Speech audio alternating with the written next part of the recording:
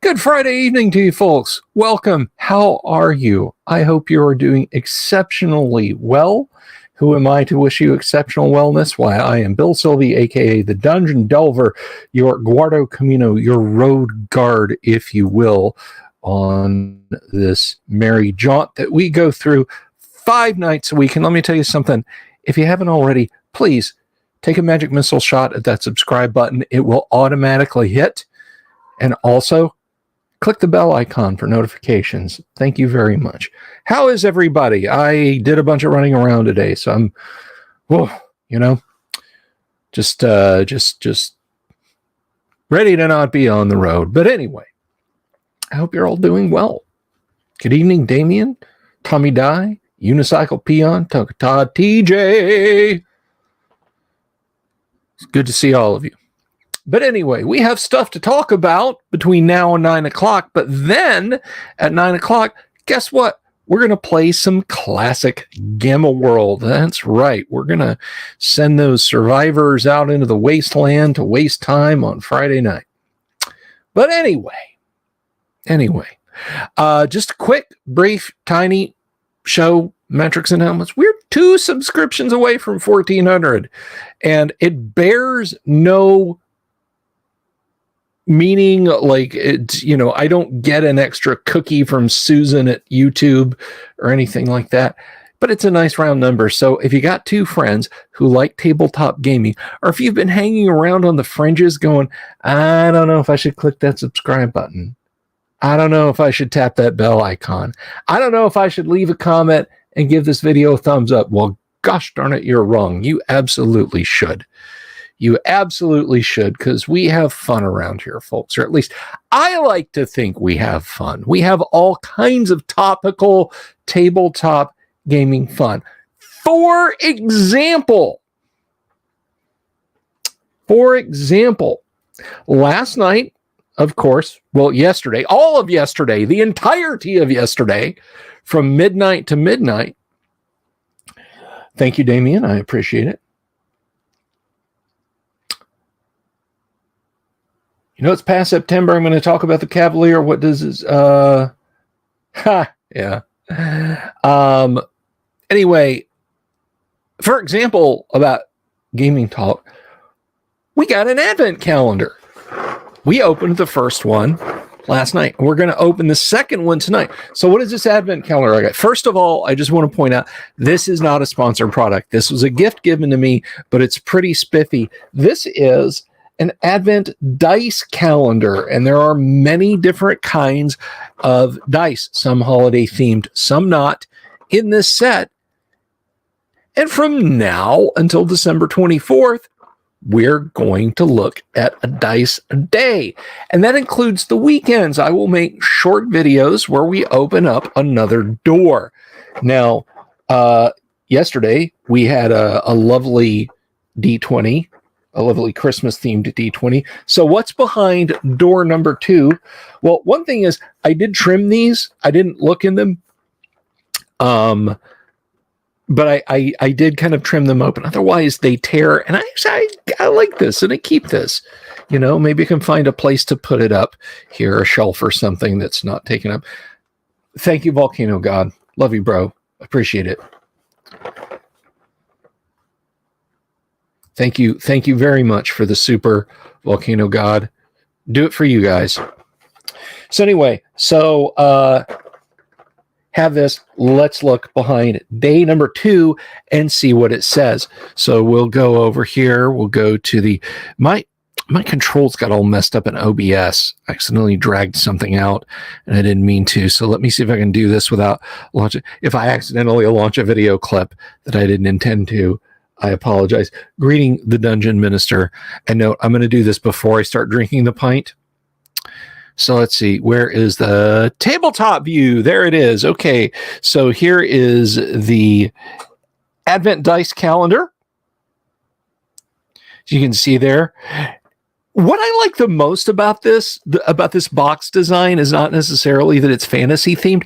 It's fantasy themed, but back me up on this, Gen Xers. Does this not also look like a box you'd get See's Candy in? SEE''S See's Candy. I think it does. I think it does. So anyway, so let's open up door number 2, and door number 2 says, oh, drop the die there. I'll show you the dice in a second. New Christmas commercial on TV. Roll for Endless Tune. Chris Kane, hello, how are you? So let's look at the die real quick here. Let's take a look at that. Seas Candy for the win. You know what I'm talking about. Now this, it's a lovely dice by design in terms of visual appeal, but it's not a great die. You guys will see what I mean when I show it. Like this is, if you were colorblind, you'd be just SOL here. So here's what I'm talking about. Get my own mug out of the way. Focus, come on. If you're worried about the focus, here, I'll move out of the way. Yeah, and you're like, oh, Bill, it's so blurry, I can't see anything.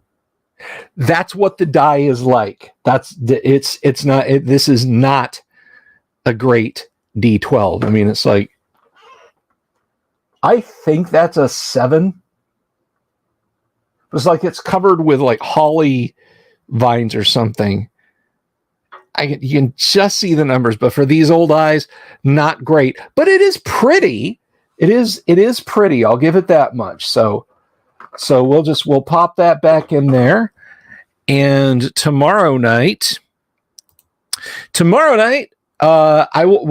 during the day, I will drop a short video where I open up day 3, and then Sunday I'll do day 4. So we won't be skipping to the weekends and then I forget, but anyway, so that's a very cool thing. And we like the Dice Advent Calendar. And when they're all done, I'll send out like a glamour photo of all of the dice together, like the day after Christmas or something. Boxing Day, I think they call that. I don't understand that. Can someone in a place where they do Boxing Day explain the concept of Boxing Day to a guy who doesn't get Boxing Day? Because we don't do Boxing Day. This is when you break down. I always thought maybe it was when you break down boxes because like all your stuff came in big boxes. I don't know. Anyway, first Guinness of the night. Cheers, y'all. I got a Guinness stash. My goodness, my Guinness. But anyway, so there's that. There's that. And we are continuing our investigation into, of course, Unearthed Arcana, the controversial first edition Advanced Dungeons and Dragons book, put together like in a case of extreme emergency. It's like an event of emergency, break glass. And here in this particular time and space, the glass, as it were, was the financial collapse of TSR, the impending financial collapse of TSR. So what Gary did was he left California, came back to Wisconsin, slammed together Unearthed Arcana, published it, financially saved TSR, but to what end? Because the Blooms eventually did wrest control of the company away from him. And, well, to quote Bruce Springsteen, man, that was all she wrote. So we know the story. Now let's look at the rest of the story. Let us get in and have us a gander at Unearthed Arcana. So I'm just moving stuff around and about. So we,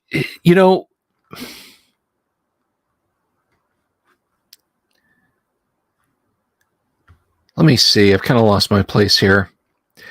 The next big table that we have to get to in Unearthed Arcana is this monster of a table right here. And I guess I should show you guys. And some spoiled Lorraine, that's right.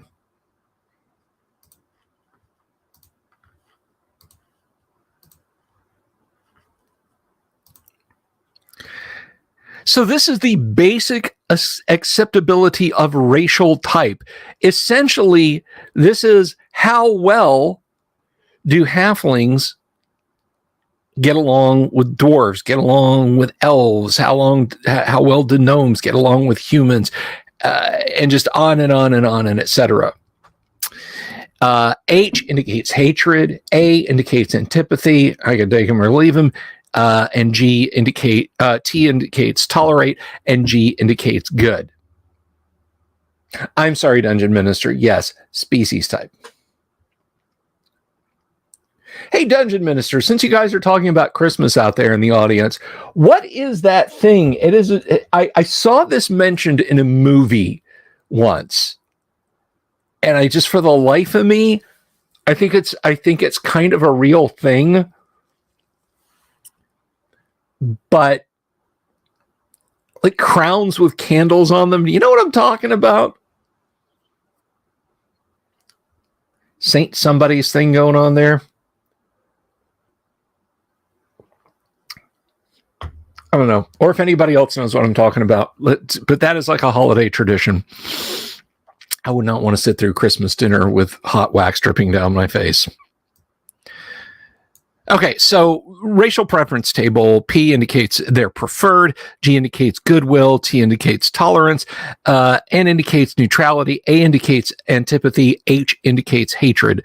So if we look at, say, humans, they are neutral to gray dwarves or Duragar.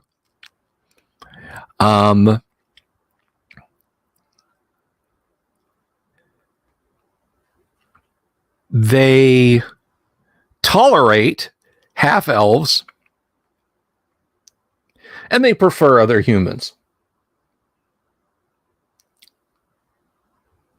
St. Lucy's Day. Thank you. See, everybody, I have the best audience out there. Okay, so from a player standpoint, if you're using this, I mean, you do you, but I, as the dungeon master, I'm not going to insist. No, you don't. You know, your human character doesn't like elves. Well, I said my human character's adoptive mother and father were elves.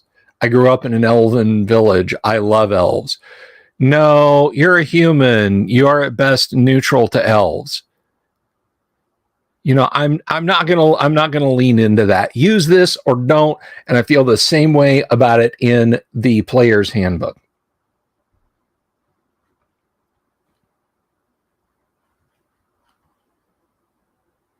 That is actually lovely. Eldest daughter of the house wears the crown and goes about in the morning delivering sweets and tea. And that's December 13th, you say? You should tell Charlotte about that. Yes. All right. So let us move on. So you do you. Now we kind of touch on things here. We have hit dice didn't change that much. Thieves still retain D6s. Magic users and illusionists still retain D4s. Fighters get D10s. But look at this OP stuff. Look at this OP nonsense right here. D12. D12 for barbarians, but they top out at 8 hit dice.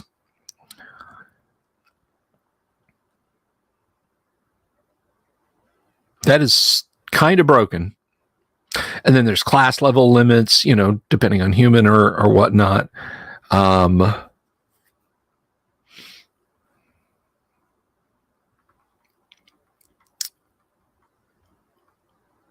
Note here, the Cavalier and the Paladin have a hit point range of 4 to 13 points at first level, generated by either 3d4 plus 1 or d10 plus 3, depending on the social standing of the character at the start of his or her career. Gary, why? Why throw all that stuff in there? I mean, look, first of all, I get it. People who are like, oh man, Gary was off the rails here and he was just overpowering characters. Look, when Gary played AD&D, he generally starts people out at 3rd level, which is 2 hit dice plus 1 hit point. But this is a little, 4 to 13 at 1st level. I mean, 3d4 plus 1. Let me see here. Let me grab 3d4 word count. That also could have been it. So we're looking at okay, so I rolled 3, so that's 4 hit points. That's not intolerable for a paladin. And if we do a d10 plus 3 approach, well, that's a 10. That's 13 to start. But with that said, a ranger can start with potentially, what is it? 4 and 4. It can start with 24 hit points.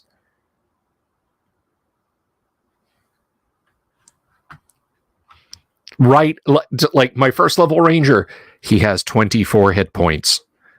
I'm sorry, he had what? 24 hit points,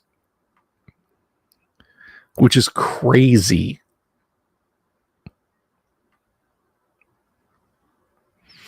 And then we have weapons here. Now, Cavaliers, any. Paladins, any. But we got a footnote with that.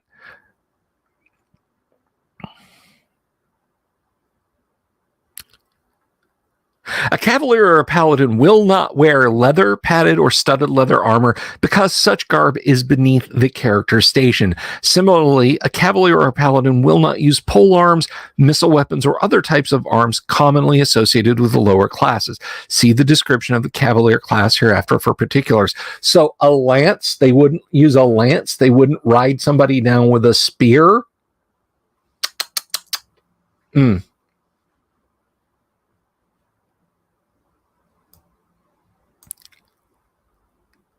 The use of oil in personal combat is unacceptable to the cavalier and the paladin, but such characters may use oil in siege warfare. See, I don't like the paladin being underneath the cavalier.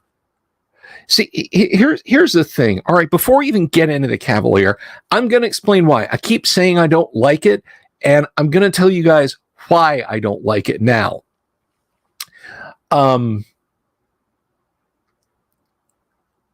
Paladins, to me, like you look at Holger the Dane in 3 Hearts and 3 Lions, Holger Dudansk.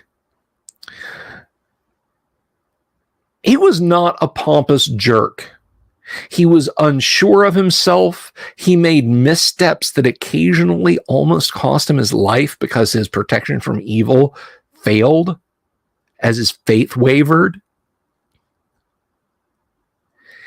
He was not like, I'm going to constantly polish my armor. I will stab anyone who looks aside at my horse.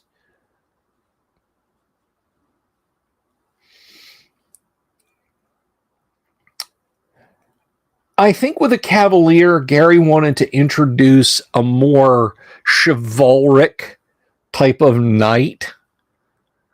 The idea that you have a squire, that that you have that you cleave a little bit closer to maybe the Arthurian ideal of the horse-mounted knight. That's right, to carry a shield around and complain. But I don't know that I agree that the outcome of that was what we got with a cavalier.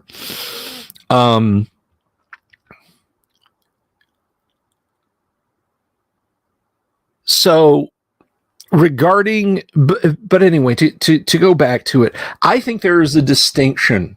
I tend to view cavaliers in my mind's eye as being very pompous, very florid, and certainly paladins can be that way. But I also, in the overall, view paladins as very single-minded, and not in a bad way, in their approach to serving a deity as they go forward in battle in a lawful and good way. So, hi, if you're coming from Twitter, yes, I'm sorry. I'm still banging on that drum. Lawful, good, human. That's what a paladin is. Anything else is a fighter trying to steal the spotlight.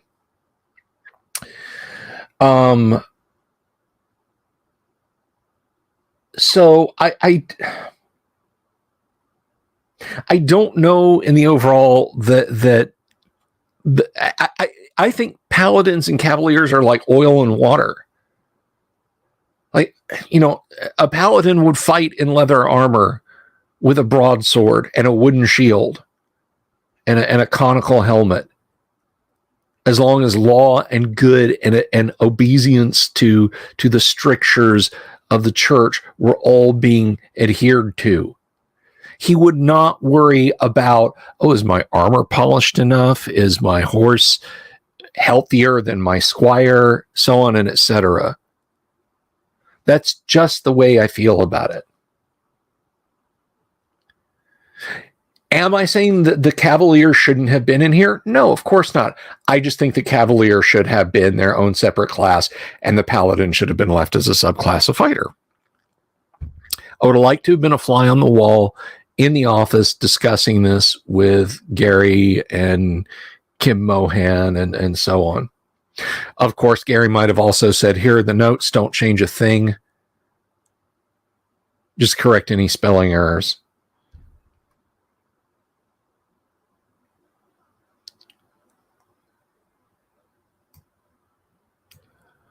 Okay, and now let's get into it. The Cavalier. So we'll go to a full one-column view. The Cavalier, the character class of Cavalier has no prime requisite, and as a result, Cavaliers do not gain experience point bonuses for superior abilities. A Cavalier must have a minimum ability scores of 15 in Strength, Dexterity, and Constitution, and 10 in Intelligence and Wisdom. A Cavalier character must be initially of good alignment, lawful, neutral, or chaotic. The Cavalier attacks and makes saving throws as a fighter, but gains additional abilities with certain weapons and modifiers to certain saving throws. Cavalier and members of the Paladin subclass, see hereafter, are not entitled to the benefits of weapon specialization, which is another thing that I'm kind of, yes, Kenneth, yes, absolutely. That is the truth.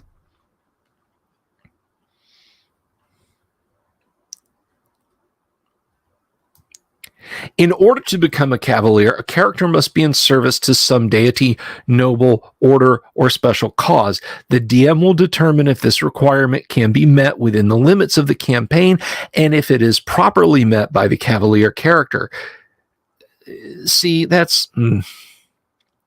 The Cavalier must always place honor, bravery, and personal deeds in the forefront of his or her activity and must adhere to a code of chivalry. And that, again, is a tension point where this thing can break. Okay? I feel like a paladin must place faith and duty to church before any of those things.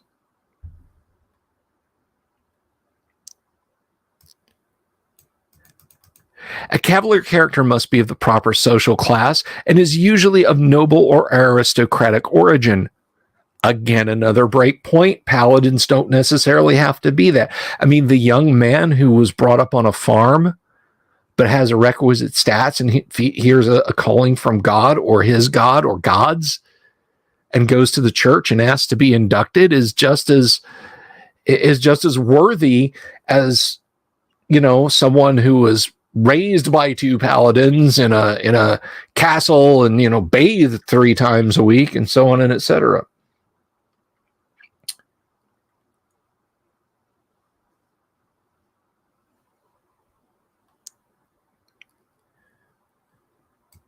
Those of lower social standings are generally excluded from becoming Cavaliers, but certain members of lower social classes may be so honored. Such a character must be sponsored by a higher authority of greater status and begins first as a 0-level horseman, a retainer for a knight, then a 0-level lancer, and finally becomes a first-level armiger of the cavalier class. The 0-level horseman starts at minus 1,500 experience points, and I have a huge problem with that. Why not just say 0 and set the next level as for 0-level lancer at? And the reason I ask that is,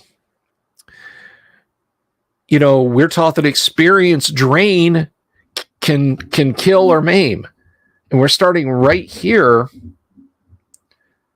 We're starting right here as your negative XP. How? Why? What? Whoa. And if it is just 0 level, why not just... I'm sorry, I'm arguing about something that's 40 years old, okay? But I'm just telling you the problems I have with this. The 0-level horseman starts at minus 1,500 XP and has 1d4 plus 1 initial hit points. The horseman becomes a lancer at minus 500 experience points and gains another d4 for cumulative hit points. The lancer becomes a first-level cavalier at 0 experience points and gains another d4 in hit points. In contrast, a character whose social standing qualifies him or her for immediate entrance into the cavalier class begins as a first-level armiger with 1d10 plus 3 hit points. The character's hit point bonus for high constitution, if applicable, is first received at either horseman or armiger level and is then applied to each additional die from second level on. The special abilities of the cavalier class are only gained when the character attains armiger status. That's a good question, Chris. Chris asks, is the cavalier what Gary likely had in mind for Greyhawk's knightly orders, the heart, etc.? And I think there is some definite truth to that, because there's a point in either the second or third Gord the Rogue book when Gord and Chert and one other fellow, they're digging in a ruin looking for an artifact, and with them is a female cavalier. And the Gord the Rogue books are set in Greyhawk, even though Gary had to back off of a lot of the Greyhawkness when he self-published them through Nippy. But his cavalier, she was very snooty. I mean, she wasn't afraid to get her hands dirty, but she was also very snooty. And I mean, Gord was trying to mac on her. Like, they were really friendly and they eventually started getting along. And, oh, everything's going to sell. Yeah. Hey, you're kind of hot. You want to share my, my sleeping bag over next to the fire? And she busted out laughing. Like, she laughed in his face, like the absurdity of a low-born person like you trying to get with me. Curly, yes.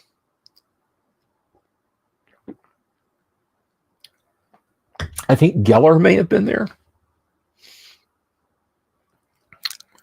But she was definitely a cavalier. She was definitely in Greyhawk. She was of a knightly order. So, Chris, I think there's probably some truth to that. So humans, elves, and half-elves may become cavalier. However, members of the latter two races cannot qualify unless they are of gray, dark, or high elf stock, or for half-elves descended from such stock, and unless they are from or sponsored by a noble house. This is Guinness. This is just Guinness draft. I really wanted some Guinness Cold Nitro, but I haven't seen it in stores. It may still be sold, but I'm probably going to have to go to Total Wine to get it if they do.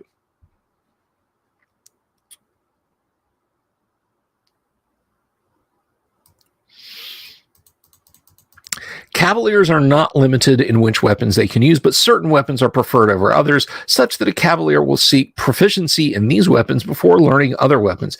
These weapons are the lance, longsword, broadsword, bastard sword, short sword, horseman's mace, horseman's flail, horseman's military pick, dagger, scimitar, and javelin. In addition, Elven and half-elven cavaliers will prefer to use a short composite bow. Only after these weapons have been mastered may the cavalier become proficient in the use of other types. Weapons that deal out damage at a distance, including polearms, missile weapon, and two-handed sword, call into question the cavalier's personal bravery, and as such are avoided by all except the most powerful of cavaliers. A two-handed sword. Gary. Don't agree. Don't agree. And again, a lance is necessary for jousting, which a paladin or I would think a cavalier would be doing, tilting at the list.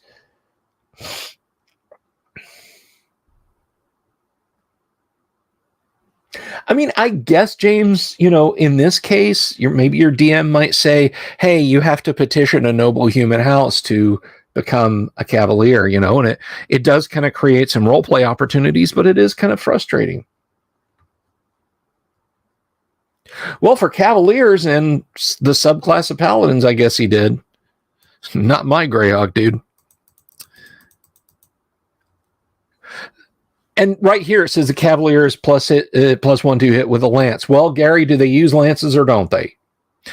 At first level, the cavalier is plus 1 to hit with a lance if used while mounted. At 3, he's plus 1 to hit with either the broadsword, longsword, or scimitar. At 5th level, he's plus 1 to hit with either the horseman's mace, flail, or horseman's military pick. And at 7th, he's plus 2 with a lance if used while mounted. We're so similar, aren't we, Lance?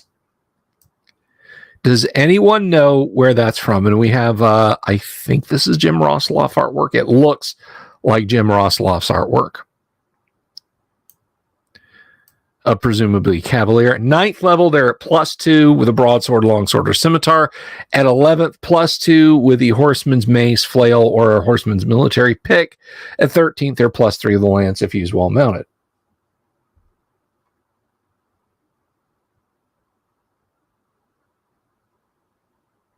Hey, don't be hating on the assassins now, Lightmane. At higher levels, the progression described above increases in a similar fashion. The 2-hit does not apply to damage and does not allow the cavalier to hit creatures that can only be hit by magic weapons.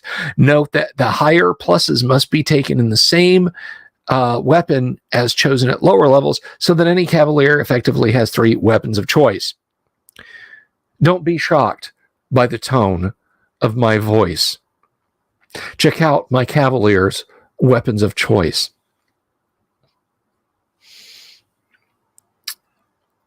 I think they make excellent bad guys.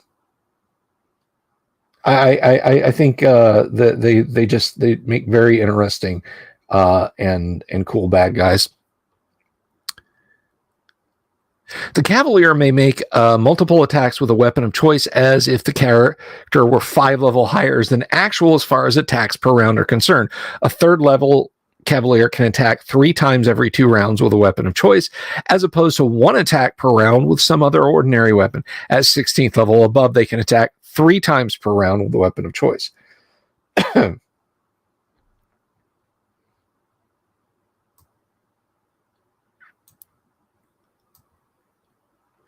So we have the Cavalier's wonky XP table, where instead of starting at 0 and advancing, you start at minus 1,500. That pretty little girl with the red hair and the black bat wings in the bar, avoid her. I think if she just looks at you, you'll fall over dead. And then we have our level titles: Horseman, Lancer, Armiger, Scutifer, Esquire, Knight Errant, Knight Bachelor, Knight, Grand Knight, Banneret, Chevalier, Cavalier, and then Cavalier plus level title. If qualification for first level progression through the 2 0-level grades, then 1-hit dice for first level are 3d4 plus 1, but in all other cases, 1d10 plus 3 applies. 300,000 experience points per level for each level beyond 12th. At 13th level and above, the title is Cavalier Commander. Then you get that silver mask and the blue uniform with the red Cobra. Oh, that's Cobra Commander. Sorry.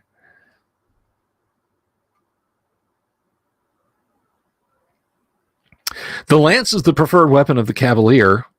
Told us no pole arms, Gary. And proficiency with it is required at the first level. The cavalier has a bonus to damage equal to the character's level of experience when using a lance while mounted. When the cavalier is dismounted and using a lance, damage is +1. A heavy lance used while dismounted is treated as an all pike with respect to all specifications except length, weight, and speed factor. A medium or light lance used while dismounted is treated as a spear. That is a very interesting point, and I think you should probably use those if you've got a character who totes a lance into a dungeon with them.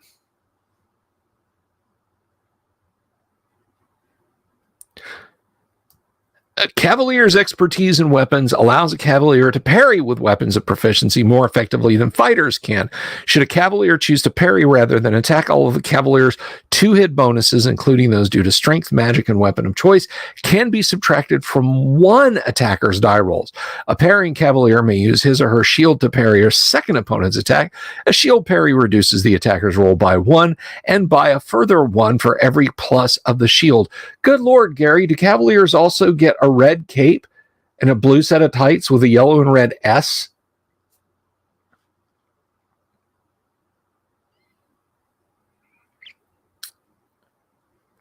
If the cavalier is using a shield parry as well as a weapon parry, any further attackers beyond the second may ignore the shield bonus in determining their chances to hit.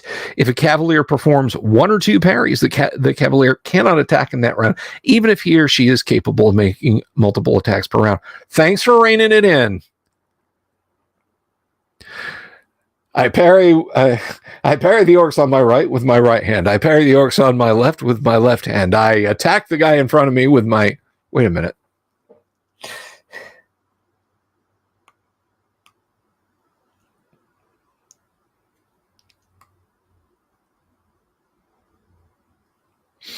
Let's see. Plate armor is the let's see. To the cavalier, armor is as much a badge of station as it is a means of protection. Thus, a cavalier character will always seek to possess the very best and finest quality armor the cavalier is able to own. In this endeavor, appearance is as important as function, so engraving, inlaying, and decoration of the armor will always be sought. Plate armor is the cavalier's first choice. Other preferences ranking beneath that are, in order of desirability, plate mail, banded or splint, chainmail, scale mail, and ring mail. Leather, studded leather, and padded armor are the dress of thieves and peasants, and as such are beneath the cavalier's station, such that the cavalier will not wear these armor types. This list of preferences applies even in the case of magical armor, so that chainmail +2 will not be worn at banded or splint mail of normal. Oh my gosh.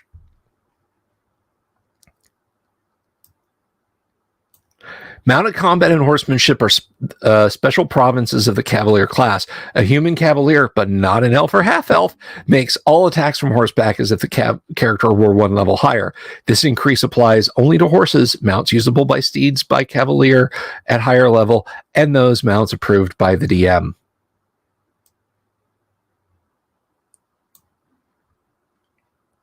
Yes, I would say the cavalier's enemy is the arch enemy is the rust monster. And we continue. All cavaliers are virtually born and bred to the saddle. Oh, man. I'm just going to leave that one alone. With those of lesser ability arduously trained at the 0 levels, a cavalier is 85% unlikely to be thrown from the saddle and 85% unlikely to be injured if his or her mount falls. This chance increases by 1 for each level above the first. As a cavalier increases in level, he or she improves still further in horsemanship and in the handling of other creatures as mount. Horsemanship abilities increase as follows. At 3rd level, they can vault into the saddle with bulky armor and have the steed underway in a single segment. At 4th level, a female elven cavalier, and only a female elf, may handle and ride a unicorn as a steed. That's kind of wholesome.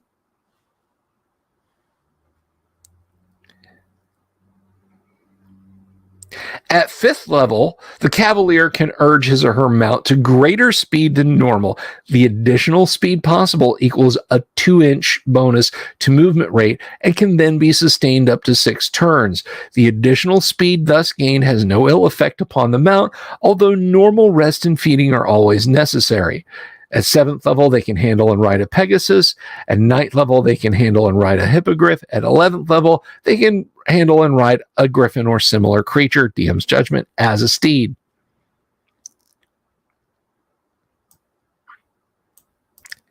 The Cavalier's mount will be friendly to and will accept the Cavalier as long as it is properly treated. Of course, creatures of good alignment will not allow any of the evil sort to come near it in these cases, and vice versa.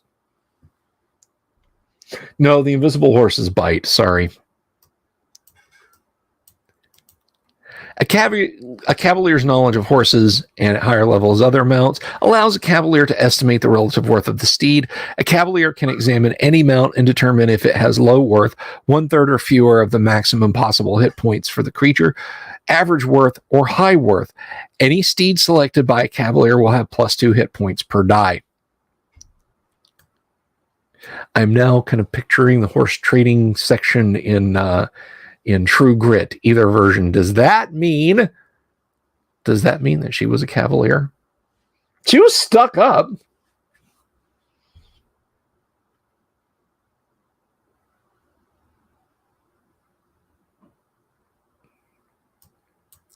A Cavalier undergoes continual training and practice in arms and warfare, such that part of any day not spent adventuring must be spent in mounted arms, drill, or combat practice on foot. As a result of this constant training, the Cavalier can increase his or her strength, dexterity, and constitution scores. Yeah. When a Cavalier is at first level, percentile dice are rolled for each of these abilities, just as they are for fighters with 18 strength. A Lancer with 15 dexterity might have 87 upon attaining Armiger status. The percentage has no normal effect in play, and the ability score is considered to be the main number. An exception is the percentile strength above 18, which is treated as for fighters on the strength bonuses table. As a Cavalier gains each higher level, 2d10 are rolled and the result added to the percentile score. When a percentile score goes over 100, the main score is raised by 1 and the 100 is discarded. And then, this kind of talks about the example. Ability scores can be raised as high as 18 double-aught in this manner, even if doing so violates limitations based on race or sex. If a Cavalier loses a level, of percentile points gained for that level are lost. So you got to keep track of that. Good night, Dungeon Minister. You got to keep track of those things. To advance a level, the Cavalier must be trained by another Cavalier of at least 4th level or two levels higher than the Cavalier's current level, whichever is higher. However, after attaining 6th, the Cavalier's normal regimen will suffice for training, and the Cavalier does not need others to allow an advance in level. But do they have to spend the money? Gary, do they have to spend the money? A Cavalier makes all saving throws as a fighter. Such characters are, however, immune to fear of any sort. Cavaliers of good alignment radiate a protection from fear aura in a 1-inch radius, that's 10 feet, so that all allied creatures within the radius are similarly immune. Let me pump the brakes for a second here. This has nothing to do with the books. I once got into it with a dude who insisted that the Paladin's 1-inch protection from evil was literally that far from his body.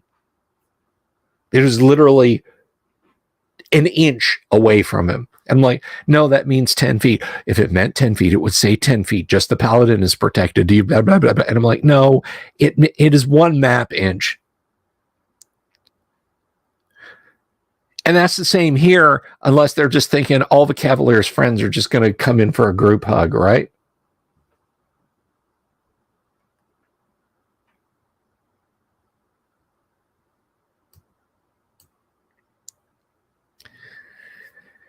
In addition, magic or magic-like phenomena which affect the mind are 90% unlikely to have any effect on the Cavalier. This includes beguiling, charm, domination, hold, hypnosis, magic jar, possession, sleep suggestion, and the psionic mind blast, but not the effects of high comeliness. This 90% immunity is in addition to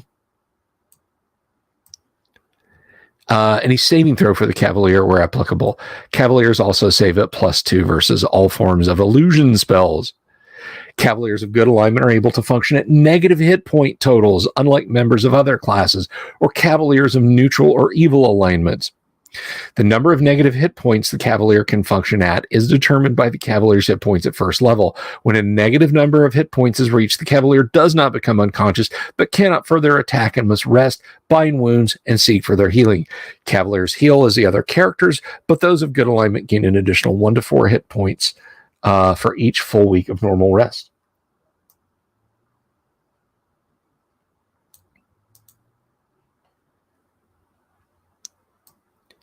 As a member of the social upper classes, the Cavalier has a coat of arms and armorial bearing. This bearing is the device worn upon the Cavalier's shield to identify himself on the battlefield and in tournament. In tournament, the shield may be covered with a dark hide to keep the user's identity known, hence a black knight. None shall pass. The armorial bearing may be kept covered while traveling, but it is always revealed when an encounter occurs with creatures that might understand the import of such a device.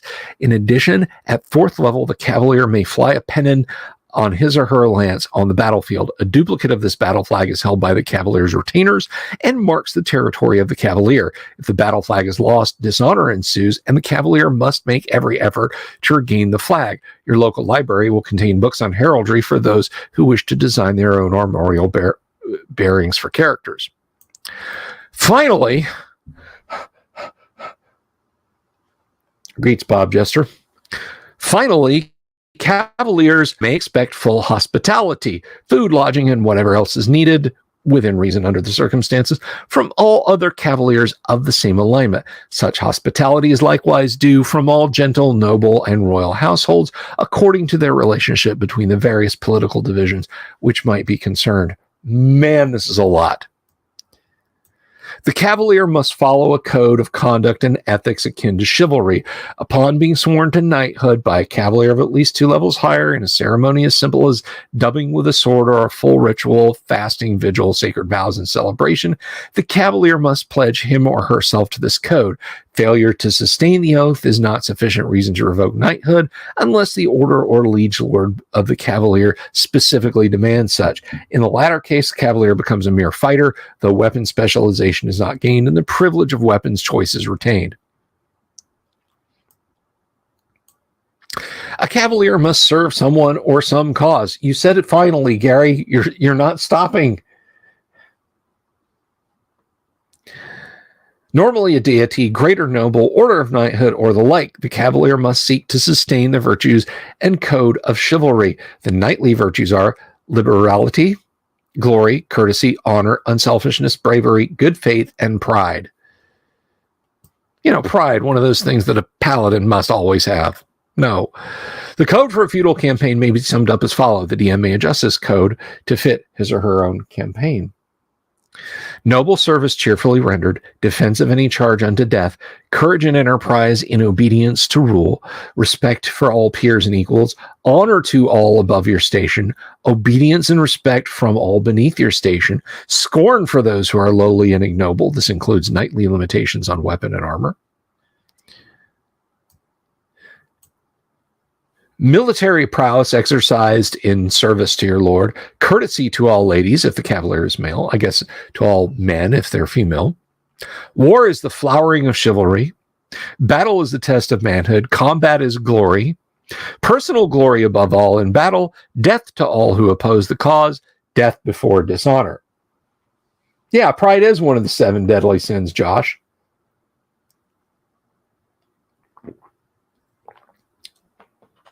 Now, all of this is fine if you're not having paladins be subclasses of Cavaliers. But I don't think a bunch of that's very compatible with paladinhood. In enforcing this code, the DM may reduce or eliminate experience that is gained by the Cavalier if its gaining violates the spirit or letter of the code.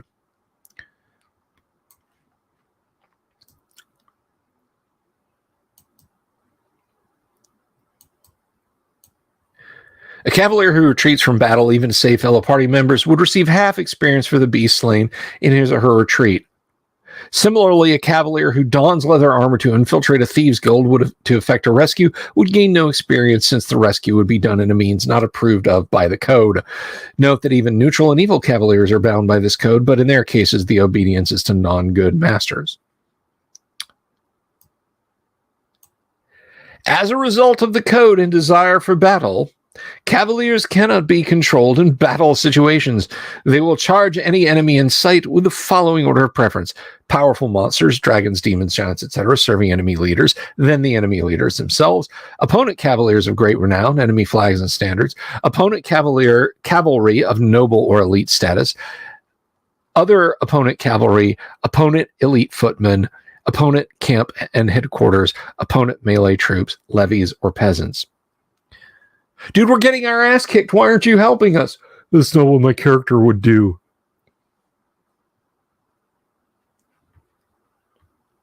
This is an NPC class. I don't like the Cavalier class. The Cavalier's charge will be made at full speed regardless of army cohesion, intervening friendly troops, or other such considerations. While all Cavaliers are initially of good alignment, there are Cavaliers of neutral and evil alignments as well. Alignment change can occur up to 4th level without penalty, and if the change is well reasoned. At 4th level and beyond, any change of alignments results in the usual penalties.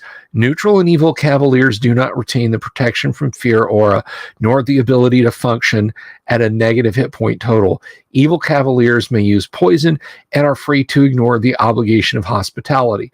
The device of an evil Cavalier made known throughout the land, and good Cavaliers are duty-bound to hunt down and destroy those Cavaliers of evil alignment.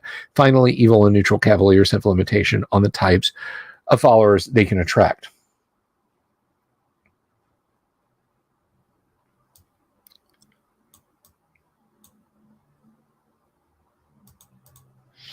So we have the words about the Paladin. How they've gotten changed.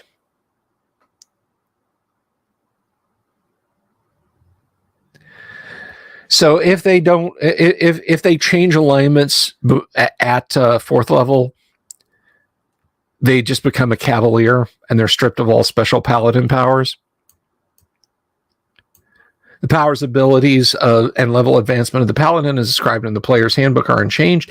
In addition, the Paladin gains the abilities and powers of the Cavalier class, including weapons of choice, pairing, yada, yada, yada, yada. The Paladin may also increase her charisma score in the same way that she as a Cavalier can increase strength, dexterity, and constitution. Don't care for the Cavalier class. I don't. I'm sorry. And I'm going to tell you why. First of all, we're gonna just... Okay. The Cavalier class is way too fiddly. It is way too fiddly. I don't like the amount of stuff, the amount of nuts and bolts that go into managing a Cavalier. Because, look, you're always going to have somebody ask you at the table, and I don't mind answering questions. How do I do this? How does my character do that? I've read the book and it's a little confusing. This, like, you know, a character who hears the lore of the Paladin and is really excited about playing the Paladin,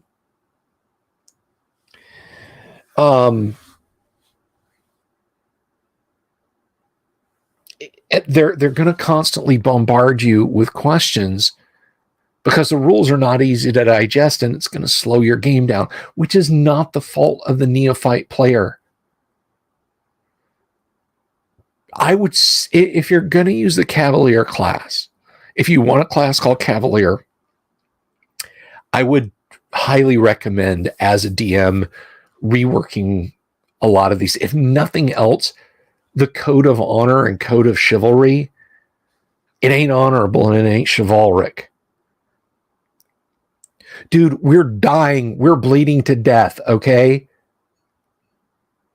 A dark elf assassin just turned invisible and slit Elspeth's throat. She's dying. Help us. I have to go fight the black dragon. Dude, lay on hands. She's just a thief. I'm not going to touch her. I mean, God. I do not like it, Sam. I am. I don't like the Cavalier. I mean, it's neat, okay? There's some neat stuff there. But, like, honestly, I wish Gary had reworked the witch rather than the Cavalier. I know I go on about loving witches, but that would have suited better, in my opinion, than the Cavalier. We had enough martial classes. I can't wait till we get to the barbarian. I don't like them either. I can take or leave the thief acrobat, but we'll talk about that later. What I want to talk about now,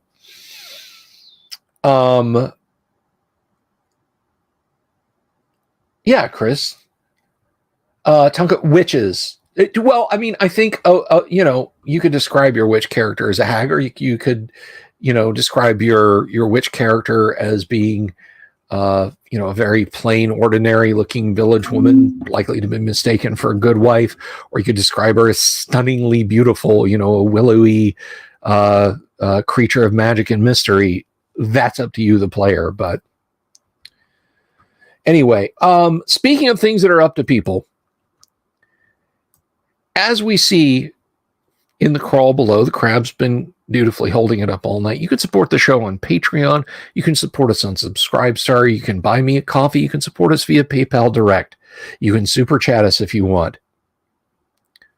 But there's a group of folks who subscribe month to month, and I just want to take a moment to thank them all from the bottom of my heart for their ongoing assistance. So let me say an extra special thank you shout out to Joshua Garlock, who was in chat tonight, Lord Corion, we miss you, buddy, Ricky Maru, Mobius, Kevin Reynolds, Doomsword Deathmaster, Mark Simpson, Damien247, James F. Keck, William Smith, The Dungeon Minister, Manny Wall, Mark Corey, Kevin Wood, Todd Sharp, Carnivore Farmer, Rob Blemblemilis, Jeremy Rule, Bo Ganora, Mikey Mank, Sky Hernstrom, Pete Sullivan, the DM's Council, and Baron Von Headbanger.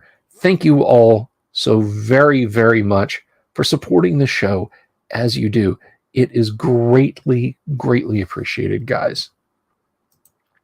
And in just a little bit, in just a few minutes now, we're not very far, we're going to be starting our Friday Let's Play. Our Friday Let's Play of Gamma World, first edition Gamma World, where we have an interesting crew. We've got a pretty interesting crew. Chris says, just one more Cavalier note in the D&D cartoon. Did that show predict the actor David Schwimmer? I don't know. Is Donnie Most voiced the Cavalier Eric? Frankenstein WT, good to see you in the audience there. Frankenstein, I don't think I've seen you before. Well, greetings to you anyway. My little brother had an epic halfling thief acrobat. That's the spirit. I don't mind the thief acrobat so much. It's fiddly, but not in a bad way. It's fiddly, but not in a bad way. So we got our crew. They're lining up in the green room, and we'll get over to them shortly.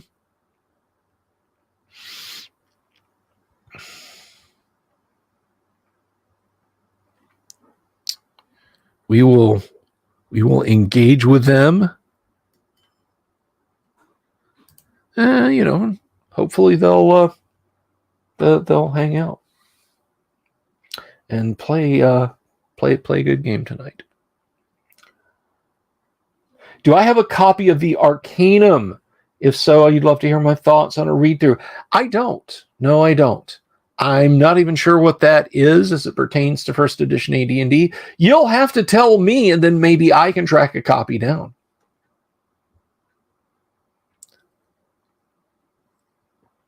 So we're waiting. right now on one more player to come and hang out and play and play some Gamma World with us.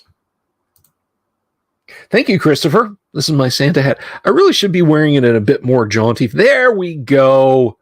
There we go. A little bit more festive. Now the question is, can I wear the studio cans on it? No, I cannot. It does not work. It does not work. So I have to take the Santa hat off, be a little less festive. Thank you, Chris. Thank you for stopping by. We appreciate it.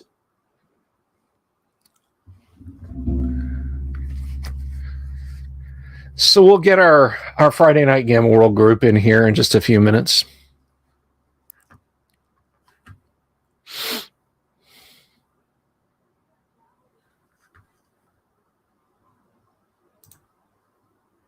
Never played Gamma World. This should be interesting. It is interesting. It's darn good, is what it is. And it is also AD&D compatible. Did you know that? So for those of you who missed last week, if you're not aware, we had a new character join, played by Sapphire, and she is playing an android. And androids, at least in my vision of Gamma World, are like synths from the Fallout world.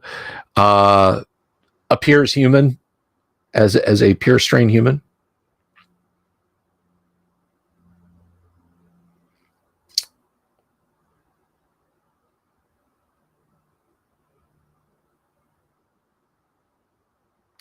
I think Navarre was just a high-level fighter. Maybe a paladin, but he probably got stripped of that because of the bishop.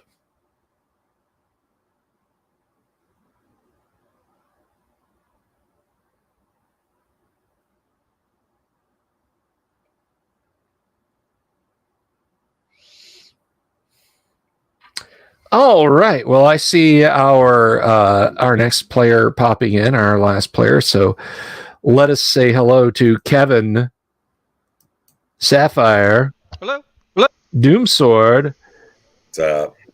And of course, the one, the only Tonka Todd is Bogo Jorts. Good evening, all. Evening. Hello. I hope you're all well.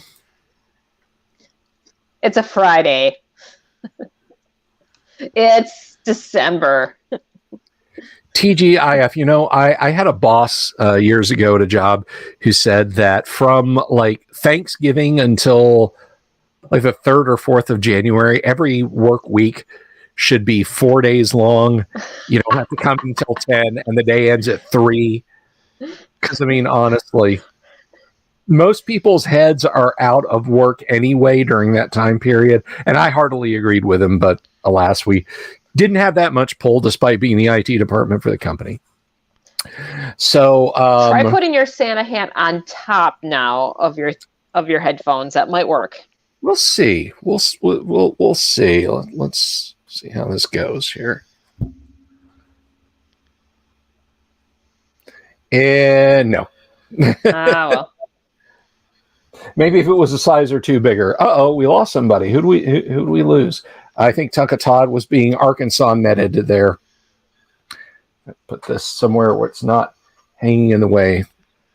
There he is. Let's bring him back in. I believe Tonka Todd is coming to us via AM radio broadcast. Is it live or Memorex? Maybe he got Arcana sided. I think he's doing beta, not VHS. Well, they're putting in a new pipe to bring in the sunlight here in Luann, and when they do that, they always mess up the internet. All right, so to catch everybody up, last week as you guys were preparing to go on a long overland journey of investigation, exploration, and discovery, before you left for it, your captain there in the stronghold, Rex Dashington, asked you to go to the nearby farming community of Goodwater, as they had not made their weekly food drop off. And when you arrived, and there, even worse, there was a radio message that something terrible was happening. You arrived there and found the village under attack from a herp, which of course is a giant beetle that squirts acid and can do all sorts of horrible stuff. You were accompanied by 4077, a medical android or synth that had been found and activated inside the stronghold while the rest of the party was away. And so you return to the stronghold with your reward for dealing with a herp. And all this time, Chevconi has been getting ready for the big overland journey in your vehicle to try and discover some mysterious stuff there off towards the ruins of ancient Lanta. So, Chevconi, you see their vehicle pull into the perimeter there of the stronghold, and you see you see 4077 with them, which you have not met to this point yet. Now, I do want to point something out for the benefits of both the audience and Sapphire's playing 4077. Your synthetic robot brain of positrons and bioplastic and all that is identical to a human brain in most respects. It's a little finer tuned. However, you are subject to mental attacks just the same. It's the price you pay for being such an advanced piece of technology. So with that said, Kevin, Tony, She's Dr. Data. Yeah, I'll stand back about 30 meters, 35 meters, because I don't judge distance very well, and I'll wave hello. I'm assuming, the additional member shows up with the others that I do know, right? That is correct. And I'm going to say, I hope maybe somebody has talked to you about me, but if they haven't, I'm Chevconi. I'm a nice, friendly, human-like creature that you might accidentally hate soon. And just don't hold that against me. Oh, I do a princess wave. What is good? What is that mutation called? On my sheet, it is called I think hostility it's field. Hostility field. Okay. Yes. And I would say that there is probably you're talking about you don't judge distances well. I think at this point in your life, you probably judge distances expertly. At least this distance, right? Yeah. Yeah. Oh, I give him a princess wave. We're good. I look behind me to make sure I have somewhere to run. Yeah, you hear screams of rage from behind you. Yeah, exactly. And it is essentially, just to catch our audience up and the player in case they don't remember, it's a one-time thing. Basically, if somebody breaks the hostility field, they need never do it again. So most everybody there's one or two people who still it's like, hey, here comes Chevconi. All right, you just go into this sealed room and we'll play the soft music and the soothing lights but I prefer Girl from Ipanema myself. that's a good one. So you With that said, Rex Dashington comes over and says, I see that you've dealt with a situation in Goodwater. I trust everything is okay there now.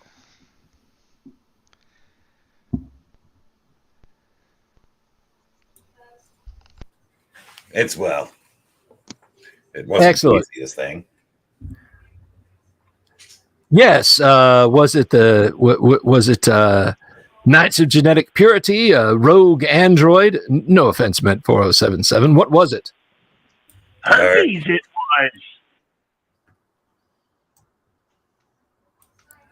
was. Big Beetle. Surely you're familiar yes, with them indeed. being the know-all steward of this location for the time. My friend, I am just an adventurer such as yourself, but... Who doesn't adventure, I might add. Well, yes, unfortunately, duty requires that I remain here to help guide this community, but hopefully one day I can rejoin you in the field. So, are you ready then to go on your journey to seek out the ruins of Lanta? I believe so. I mean, I assume everybody's equipped as well as can be, given that there's not much here in Stronghold that I would expect there to be, but I understand times are tough and things are lean. Excellent. Well, There's a group here that needs my assistance. Well, excellent, 4077. With the two medbots we've got here, I'm sure we can spare you. And of course, these rough and tumble types here will probably get in a scrape or two. They might have a paper cut or three. They need bandaged, so go in good stead. Oh, and by the way, Cheb Coney, come forward. Let's get this over with. I walk forward and again on the balls of my feet just in case. All right. Yeah, there's no adverse reactions. Well, that's amazing. You're one of the few that hasn't hated me on sight. Should I? I don't know. I don't think you should, but normally that's the standard operating procedure. So, I think everybody has hated me in this group. I'm medical. So far. I deal with all kinds of stuff. Well, I'm glad to hear that, because it makes me feel like it's not like a disaster all the time, just most of the time. Right. People want basically the life out of you. I'm not sure if I have a psychological download or not, but if I do, I can offer to help them. Have you considered prefrontal lobotomy? Her fingertip folds back, a coat hanger comes out. Yeah, Okay. that might prevent me from running. I doubt it'll help with the hostility field one bit. No, I think I do a spark instead. Yeah. Okay, so your vehicle is fueled up. Oh, and you guys have got the you guys brought the cart back with you too, didn't you? Yes, we did. All right. Rex says, we'll get that to the machine shop. I'm sure we can use it to help transport goods to and from Goodwater. I didn't even realize they had that thing. Perhaps they found it in the fields somewhere. Not in great shape. Well, nuts and bolts aren't really my thing unless I'm in my power armor, but clearly this is for better brains than the mere tinkerers over there. Their minds are set to agriculture and food production, so we will repay them by getting this grav cart working again. As for you, fantastic. Dash, sorry to interrupt. I don't know what my companions need in terms of equipment, but listen, I got like 8 shots in this laser rifle and I'm spent and I got nothing else. So surely you have some sort of ranged weapon of some sort laying around. I don't care if it's a primitive crossbow, whatever. Okay. He will. That was not me doing the equine impression, by the way. Oh no, that was me. Sorry. Oh, that's all right. Hot mic caught. I was fixing to say, invisible horse is real, man. I'm telling you. They're coming out of the walls, man. Okay, so over. You did say it was AD&D compatible, and somebody may be a paladin and not mentioning it. Yeah. Actually, Sapphire, if you need to take a lozenge, that's fine. You did sound a little hoarse. Oh no, I'm fine. It took me a second after I got through the middle of it. I made a martini after the advent calendar, so Come for the RPGs, stay for the dad jokes. All right. All right, so let's see. We'll do a D12 and a D4 and a D6. Do them all.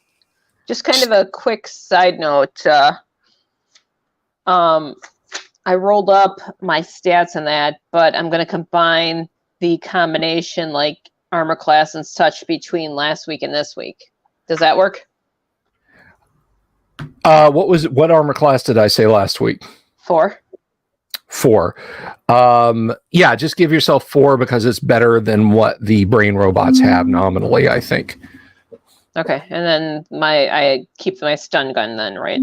Yeah, you'll keep your stun gun. It's just it's built into your forearm or something, but otherwise functions identically to a stunner.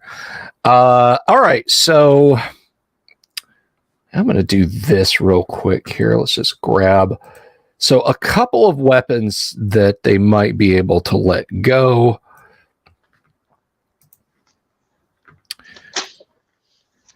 My D16 is out at the cleaners right now, so I need to roll online.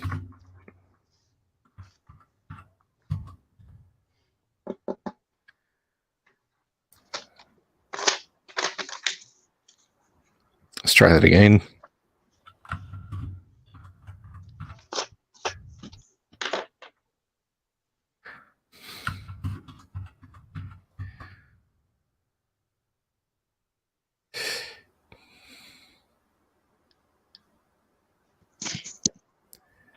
All right, so they have a needler and 7 magazines.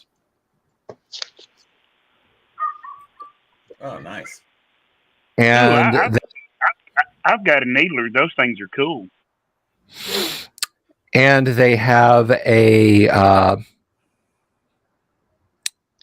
laser pistol, and they can charge up your expended cartridges, and they can also provide 6 cartridges for that laser pistol. Oh, wow. Nice. So they can charge up my expended stuff. Nice. Yes. It'll just take a couple of hours. Yeah, well, that's cool. I would love to do that. And then I guess laser pistols up for grabs because that should get me through. I mean, if there's anything left after the rest of the group and that, I'll take something that has some offense to it because I've just got the stun. But that's only after everybody else because I'm the medical support, so I'm when everything else is out. All right.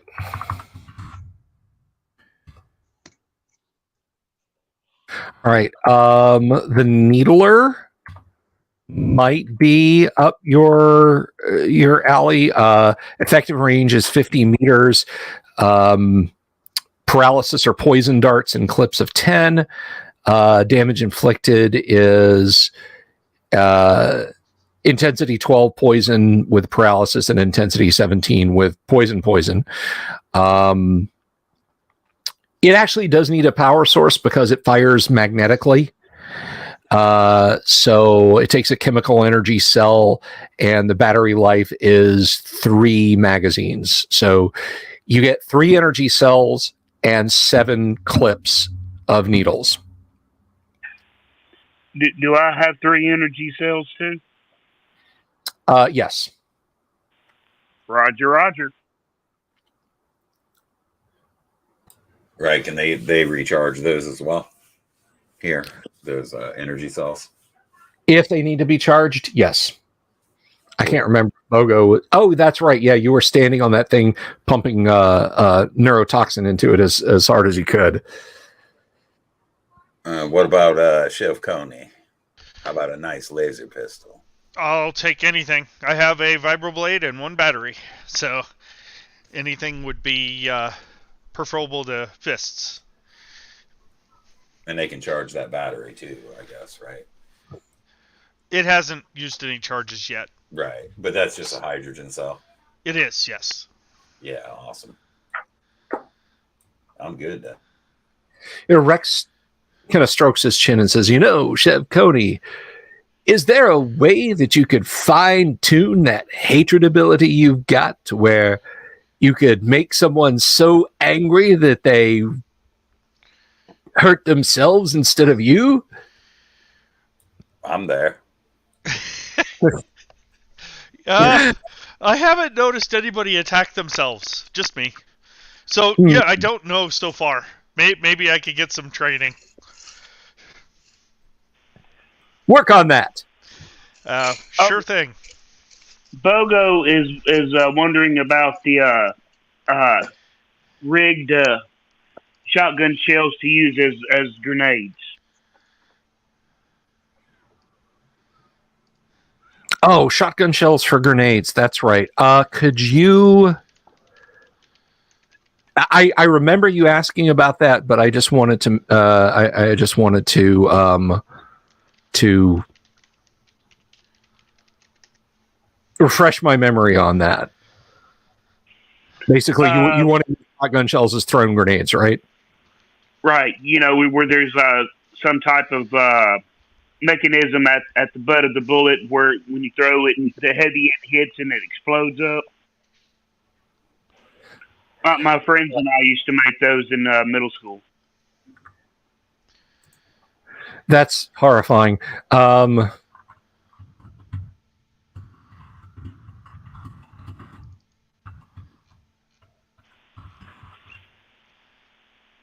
Let's see. So grenades. Oops, it's in the PDF bill.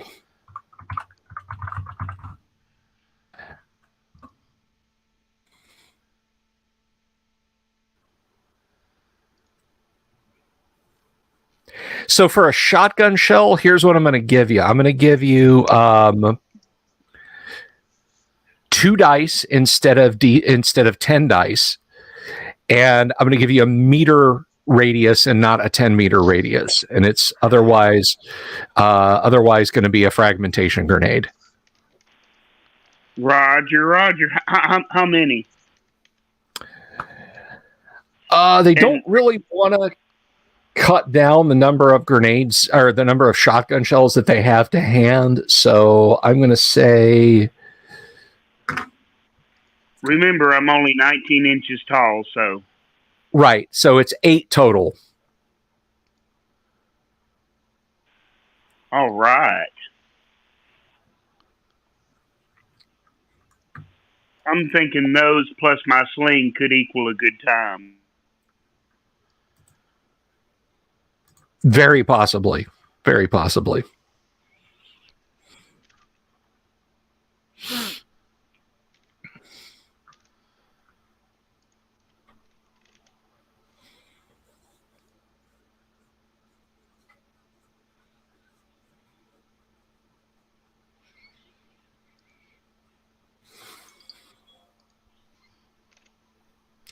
Alrighty, are you guys all kitted up?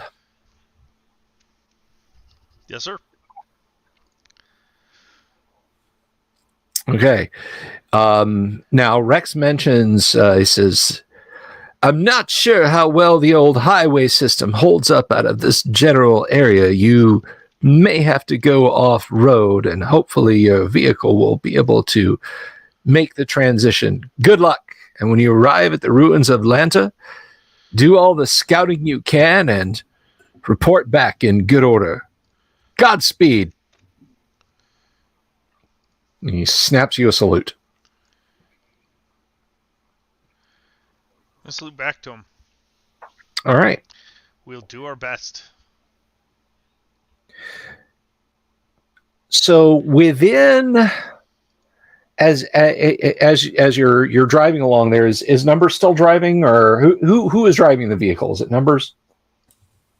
Yeah, I assume he was the one most proficient at it. All right. Yeah, you get a little bit beyond the general location of Outpost 76. They wave when they see you. They have some kind of radio communicator, so they were expecting you to drive by. And as you continue on to the west, after a few hours journey, eventually the road just gives way to broken terrain, and your forward passage is slowed considerably. TJ asks, what are the odds of them hitting rush hour in Atlanta? 100%. Even if it's just the burned out hulks of cars from hundreds of years ago, if it's Atlanta, they will get there in rush hour. So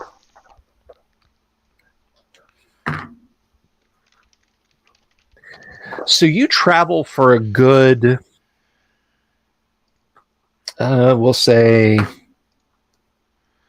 a good 2 hours, and you have to go fairly slow because you're dipping down into ruts and having to go around stunted trees and so on and etc. And you come to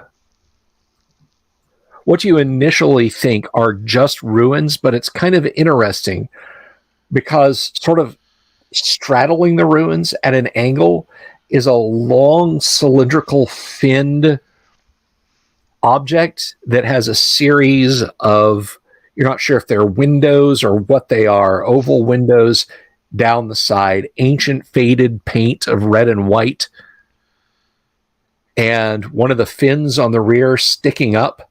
You can just faintly make out the letters T, W, and A. All right. How far are we away from the object? It's fairly large, so you see it from a good kilometer or two away. It's kind of silvery, shining in the afternoon sun. All right, let's get closer and check it out. What do you think? Yeah, I'll stay behind you guys.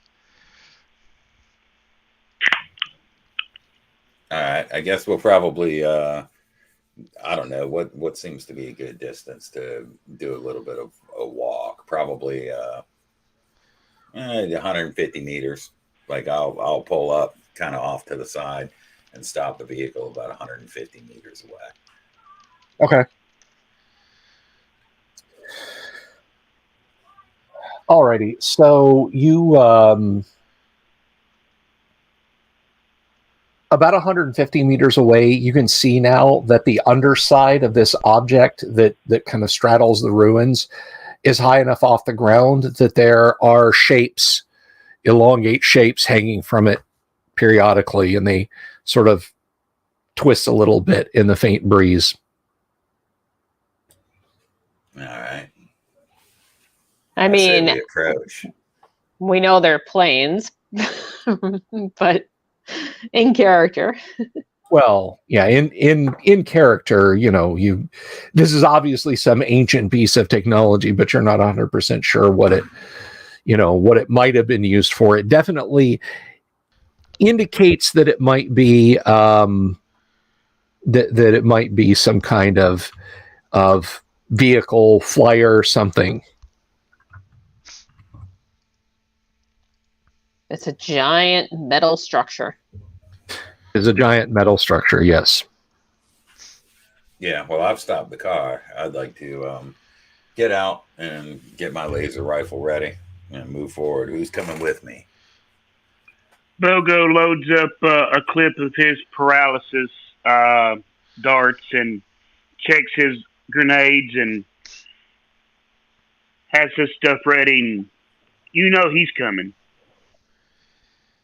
I'll come as well. Oh, I'll yeah. just stand a little back just in case they might be friendly. 30 meters back. Yeah, just in case they're friendly. If there is somebody on there. Okay. Yeah.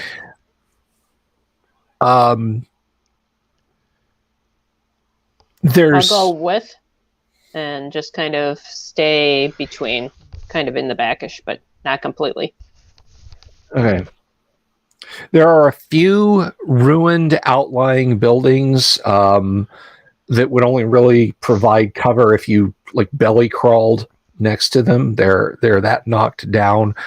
Some scraggly dried plants here and again. It looks like maybe at some point in the past, down the middle of the center of this place, water may have run, but that's long dried up.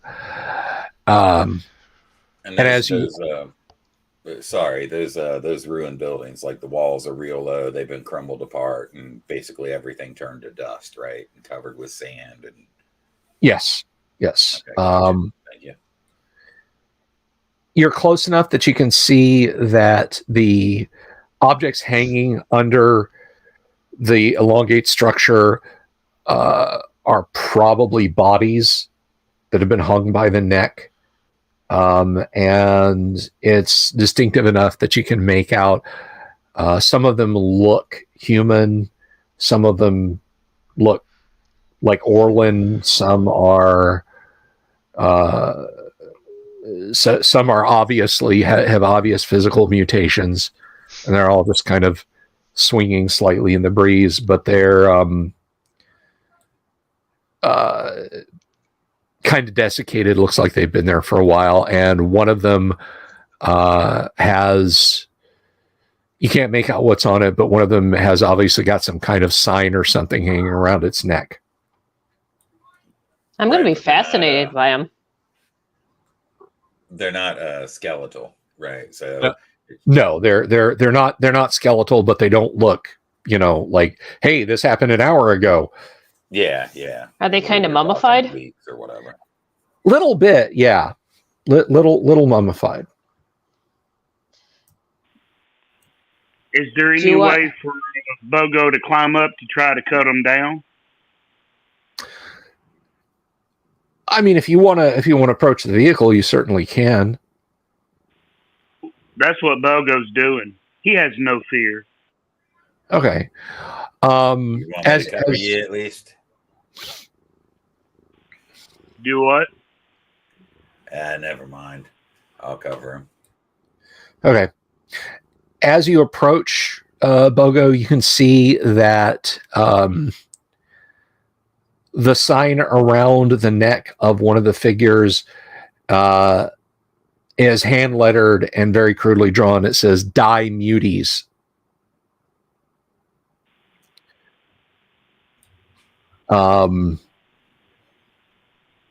So Looks like I'm cool then. Let's hope I have they're a lot of German. interest in it. Do I have the abilities to, like, do any testing or anything like that on site or no? No, you'd have to have a kind of a mobile lab for something like that. Okay. Is there any obvious characteristics in that stick out to me that might define what the sign is referring to? You deduce that all of these people hanging here, because as I said, there are some Orlin hung, there are some obvious people with physical mutations. There's a four-legged figure hanging there. There's one with the remains wings that look like they were chopped off about 3/4 of the way down, just kind of hacked off, and there's a few stubby feathers hanging there. That all these people were probably mutants. Even the ones that look normal might have had some kind of mutation, or they may have just been killed because they were with or cooperating with mutants. So it seems to be mutants and not necessarily synthetic. Correct. Okay. Well, Bogo's All right. going to go up and cut them down. Okay. I'll approach closer since they're gonna hate me anyway. Even corpses hate me. Yeah. All right. Okay. What is Bogo's and Chepconi's dexterities, please? Bogo's dexterity is 13. Okay. Coney's at 9. All right. So Numbers and 4077 are not surprised. Like, you hear something creaking up in the structure as Chepconi and as Bogo starts to climb up the kind of sagging lattice work of metal of this thing, and Chepconi is approaching. Neither of you guys are surprised, but jumping out of openings in the metal structure, there are 4 figures with robes, and they have vibro blades that are on. So what do Numbers and 477 wish to do? Well, I had my laser rifle ready trying to cover those guys, so I'm certainly going to take a shot as quickly as I can. And Okay. I have the needler. Okay. So you guys moved in to about what range? I'm right at the edge of the needler range, just to make sure that I can cover them. That's fine. Yeah, from my perspective in my mind, the theater of my mind, I was thinking, maybe 50 meters. Okay. Yeah. You guys can both shoot. All right. So 3? Go ahead. 3 will not hit. No, I mean 3 dice, right? 3 6s. Oh no! I'm sorry. 2 hit is D20. You gotta roll a D20. 20. Okay. Yeah.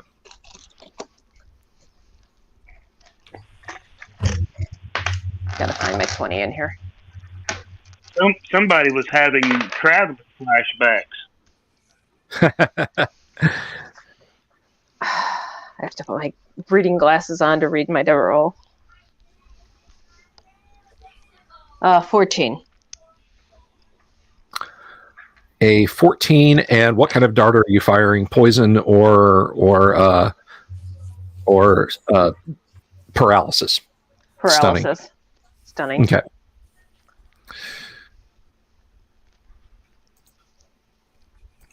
All right, give me half a second here. I just need to check.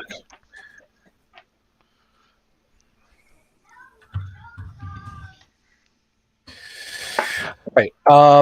That probably hits. Go ahead and take your shot there, Numbers. Yeah, I rolled a 9 with weapon class 13. So Needler is weapons class 11, but you rolled a 9. Let's see, attacker's class 9. You rolled a 13. He jerks back just when he sees your blaster barrel pointing at him. So that one melts a puddle of metal and plastic near him. And Sapphire, you rolled a 13. 14. 14. Okay, so and that is an 11. That's a 14. Yeah, your needles spang off the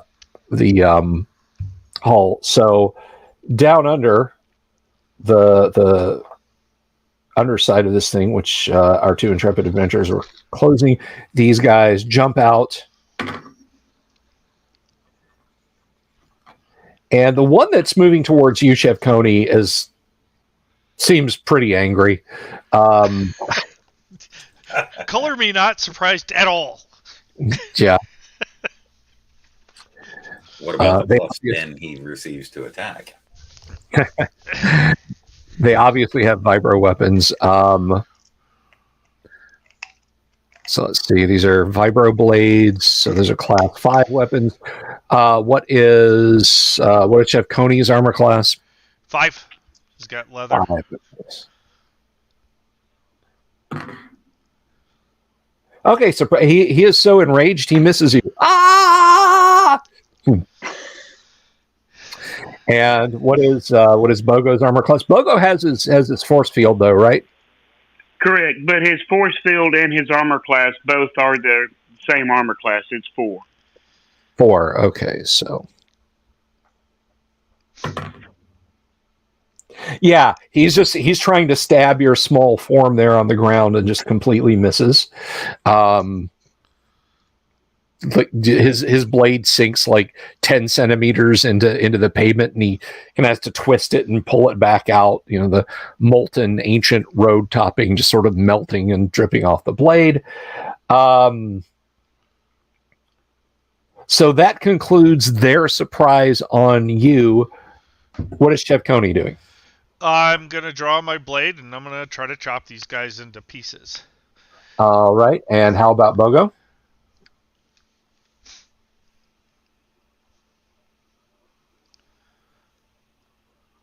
Todd, what is Bogo doing? He Oh, wow. circuited. My mic was muted. Sorry about that. I'm shooting one with the paralysis needler. Alrighty. Let's go ahead and roll initiative then, and we'll Sapphire numbers get to shoot first with their high dexes. So you guys go ahead and take your shots. Okay. Alrighty. 16. And I got a 14. Both of those will hit. So let's see. That is a strength. I think we said it was a paralysis was a strength 14. So let's see. Strength of poison is 14. Ow, come on, kitten. Come on. Stop. Oh, dear. Mom! Oh, come on. That's my ears. Come on. Crud.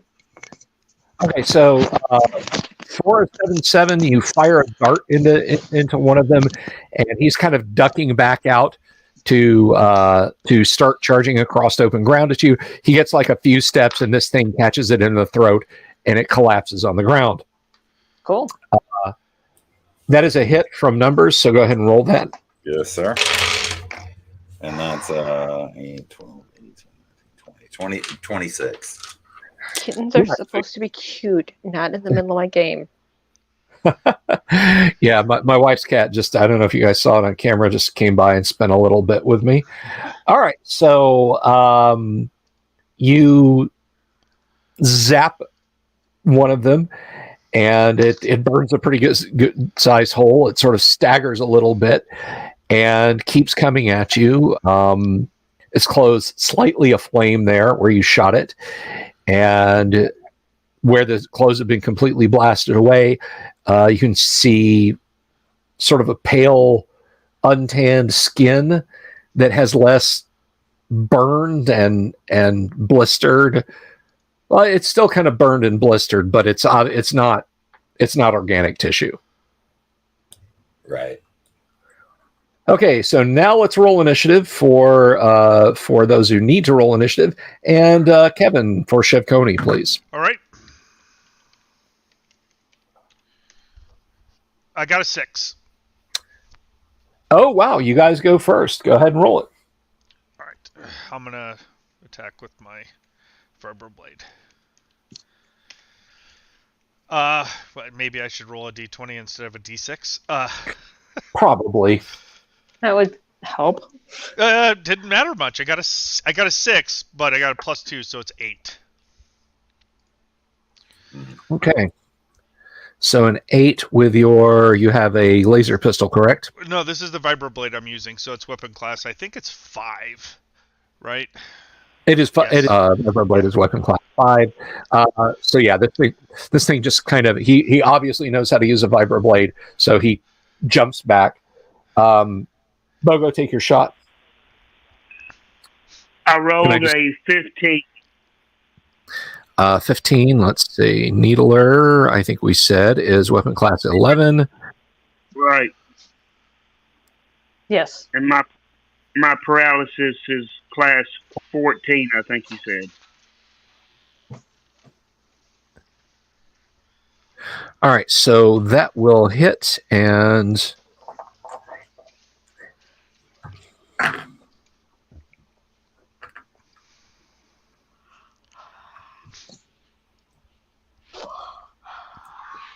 all right, let me see.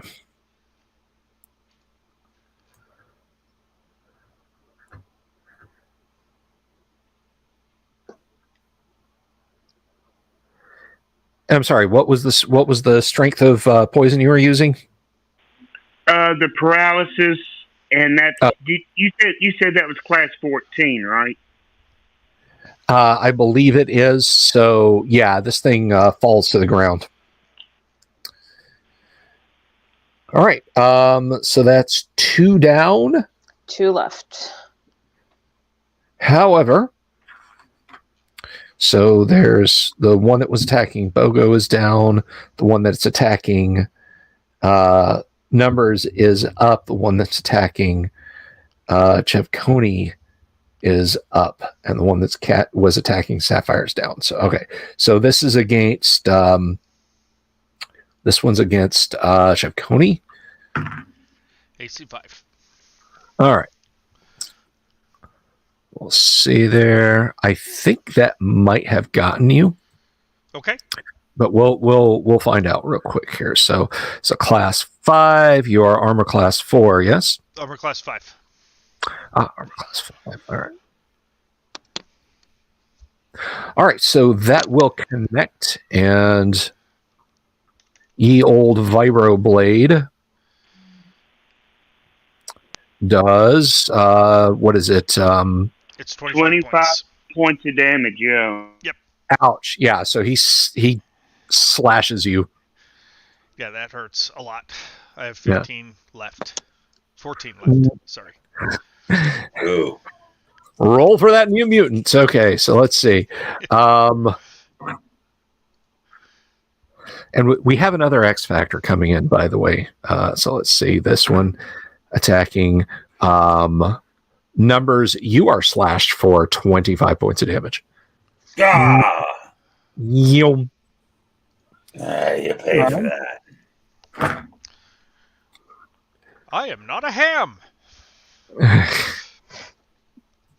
Hey, you kids, I am not a gymnasium. Who remembers Robot Norm from Phineas and Ferb? I loved that cartoon. Oh, I love Phineas and Ferb. Yeah.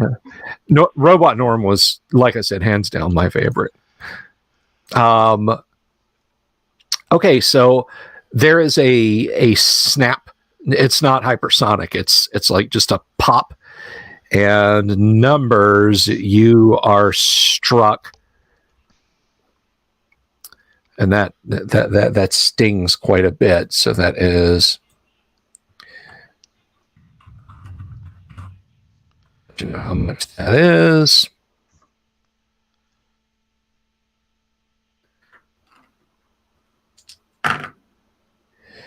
So you take an additional 12. You take an additional 23 points of damage. What in the blue blazes? Yeah, something in the ruins behind this thing is now sniping at you guys. You can see him now. I'm not going to do that. You can't see him. He's just shooting. You guys are just going to no. You can see now, like a glint off of a scope. There is someone in the ruins near you. What's the estimation on yards for that, or meters? That one is an additional 50 meters behind the airplane, so it's at the extreme end of its range. Right, but that's well within my laser rifle range, I believe. Actually, it's not at the extreme end of your range. 300 meters is the effective range, so you guys are both into it. Right. All right. Okay. So let's start with Chevconi. I'm sorry, Sapphire and Numbers. You guys can take your shots, and then we'll roll. Initiative. Can I shoot this guy who's in front of me at point blank with the rifle? Oh, absolutely. Yeah, I'm gonna do that. Do laser rifles and pistols have laser sights on them?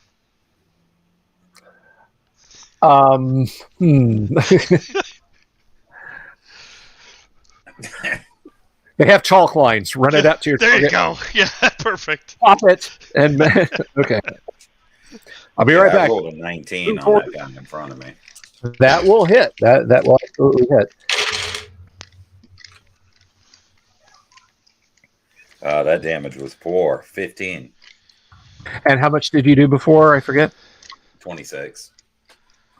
All right, 15 and 26. Is 31.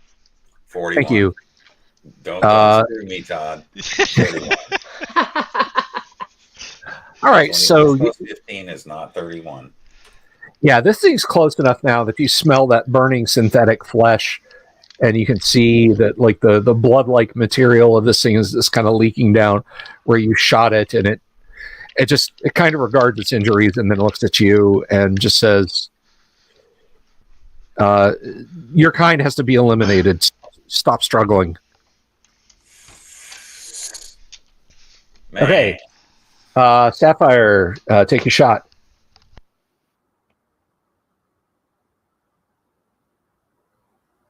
Sapphire, you're muted.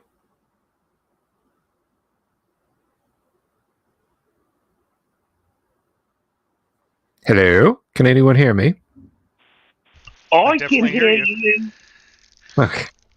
All right. Well, Sapphire, take your shot. Your mic is muted. Hang on. There's a message in the back room.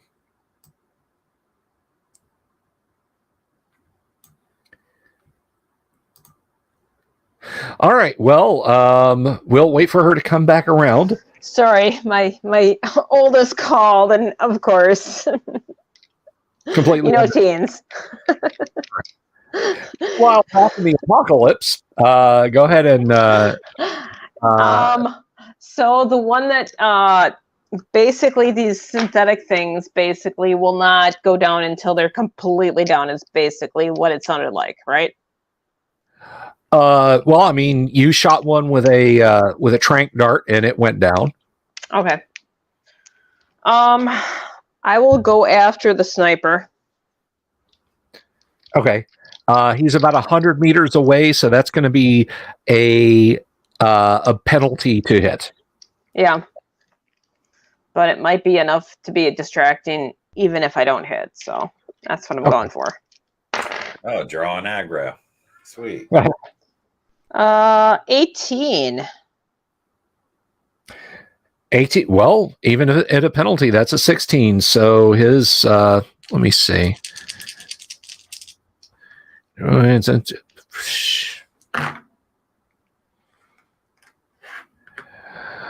Alrighty, that is actually going to probably knock him out. Let me see. That's paralysis. So that's what I'm using. All right.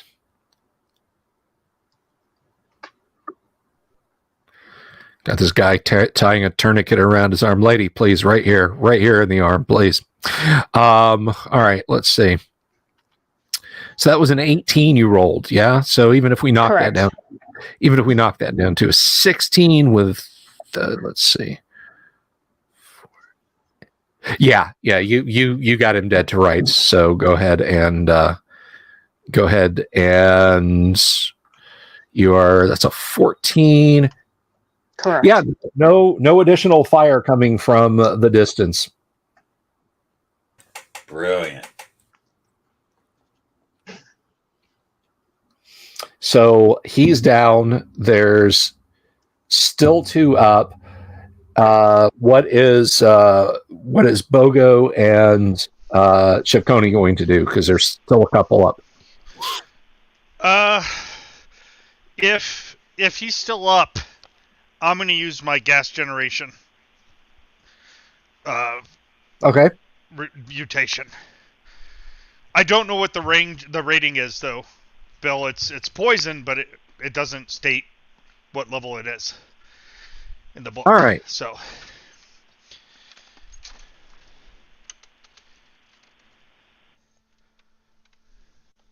All right, so gas generation.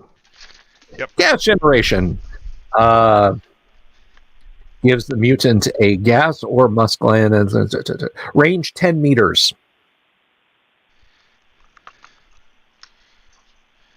So you have a 10-meter range. You're obviously immune to it. Your BOGO is close enough that you may hit BOGO. Okay, well, if I think it's dangerous for others, then I'll just continue using my vibroblade. Alrighty. Okay, so BOGO is going to use Needler. Actually, Bogo's going to take the vibroblade from the guy he just paralyzed and attack the guy attacking Raps there from behind. Alrighty, let's roll initiative then, and it is to Todd rather to roll initiative. Woohoo! Come on, Bogo, don't screw it up. 5. Party goes first. Woohoo!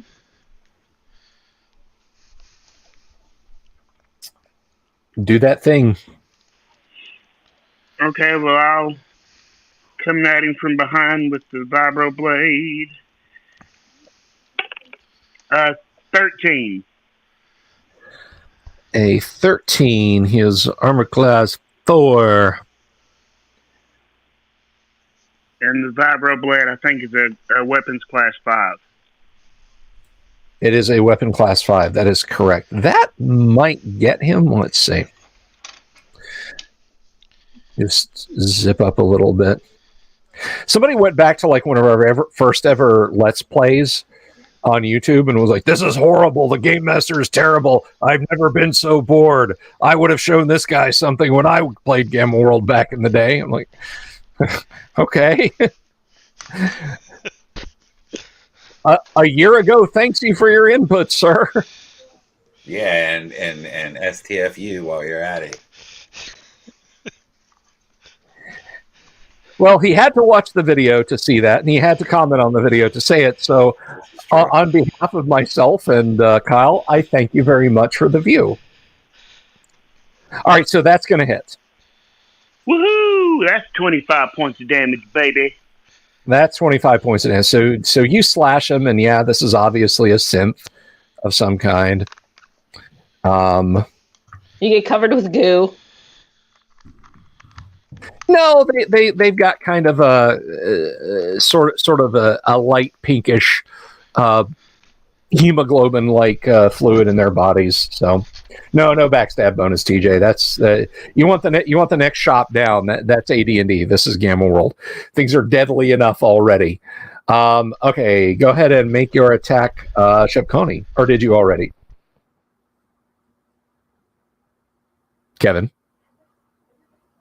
Did we lose Kevin? Oh, Raps.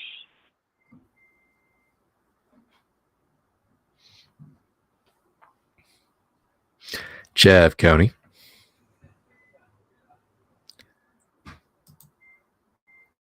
I can't unmute my guest.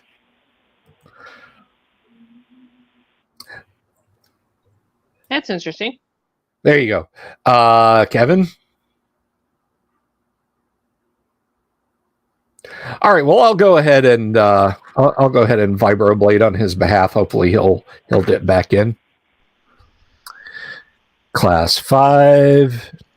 Am I back? Am I not back? Yes. You're back. You're back. Just in time. Now, without telling you, because I wasn't sure if we'd lost you.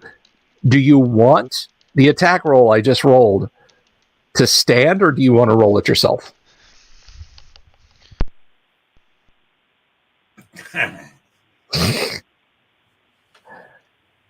We lost him again. His headset's dead.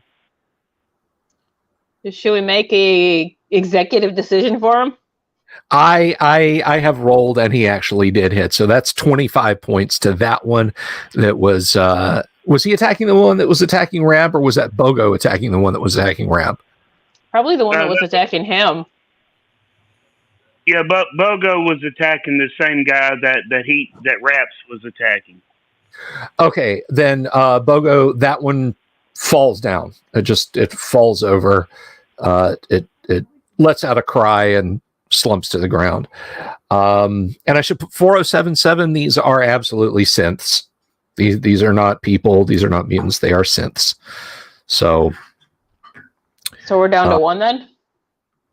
No, because there's one near you. One near you, and then there's the one who shot with a tranq dart.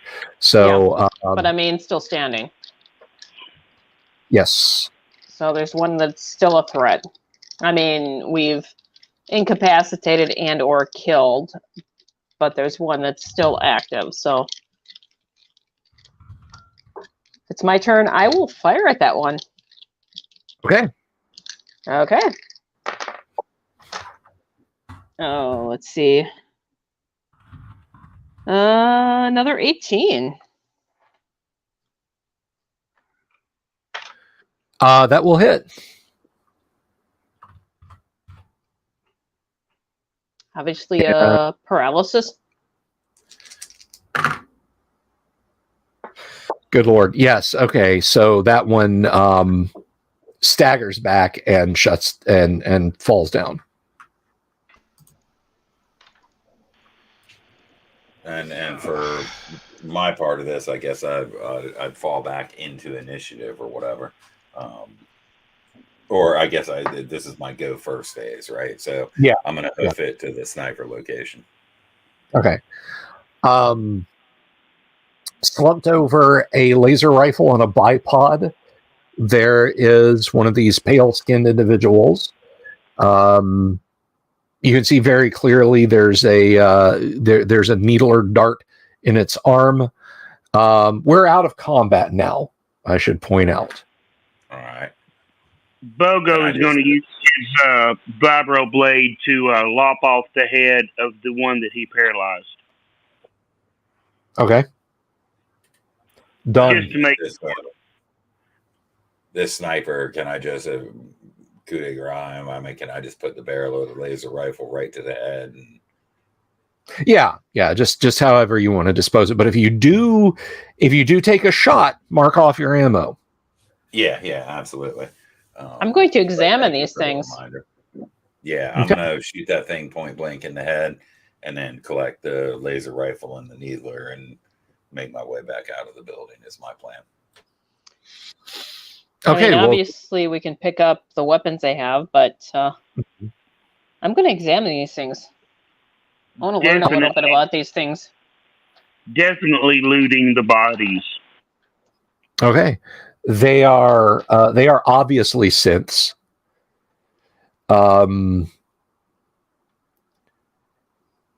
You guys have never heard of synths attacking mutants, so you're not sure if that was them or what. But there are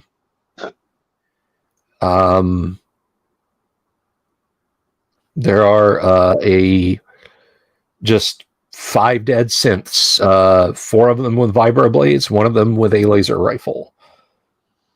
I guess I get a vibroblade now, too. There you go.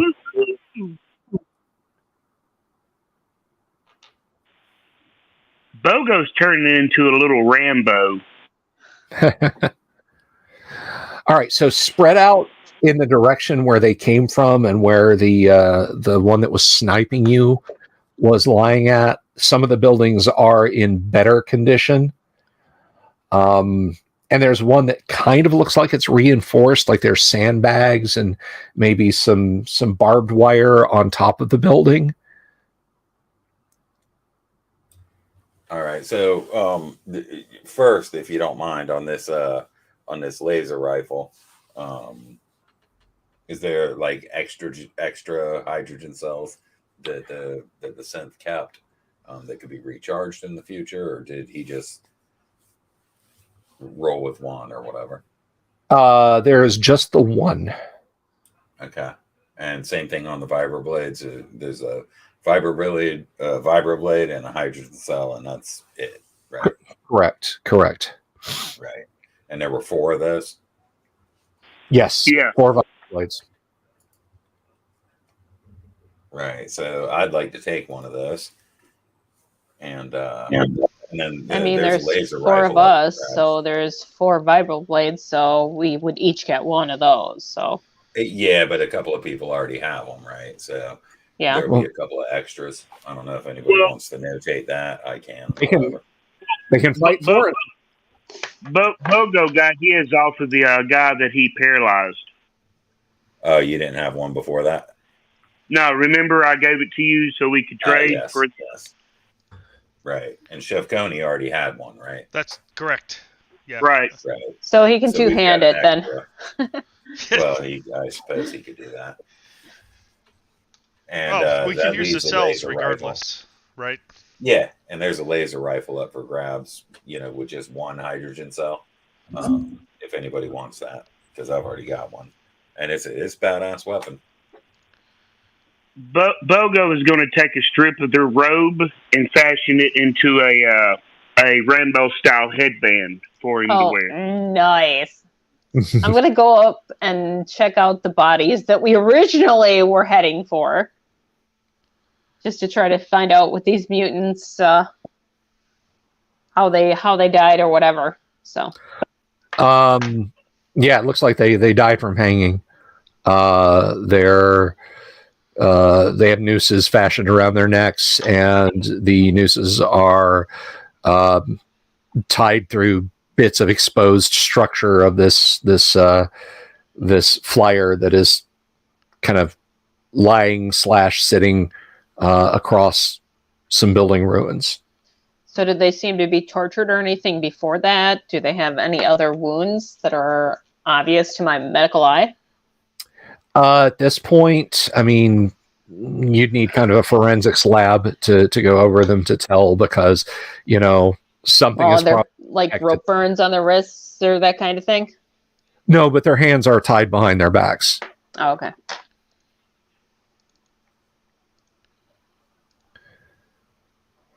So... I give that laser rifle to Chef Coney, the one I took off the sniper, since nobody else expressed interest. Okay, I'll put it in my inventory, and that'll be my distance weapon, I guess. Yeah, I don't know how many shots it has left or anything like that. You use it right, all you need is one. Do they have a display? Is there a display that tells you how many shots you have left? A shot counter, yes. Okay. And it reads 9. Okay. So obviously just there's shot once. So obviously this building here is probably guarded because of what we just encountered right now. And it's got barbed wire and all that kind of thing. So I don't know if that would be our next stop or if we want to bypass it. So, Well, if we go to investigate, I think you and Numbers need to go to that building and let me and Rat stay back here. oh, I'm the one here to heal your asses up if you get taken down.